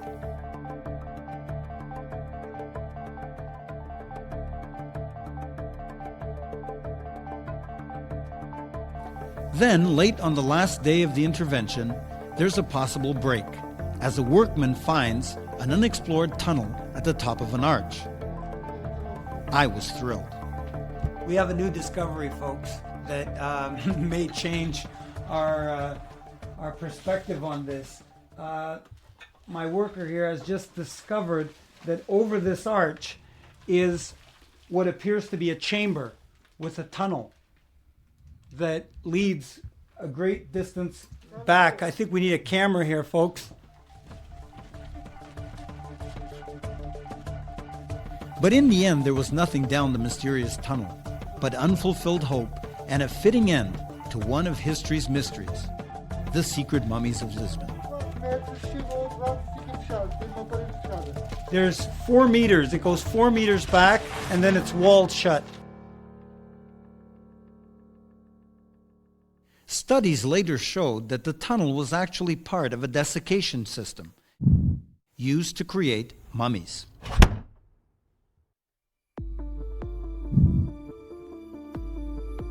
But is the King of Congo really down there? And will we ever know the truth about the curse of the Sacramental Crypt?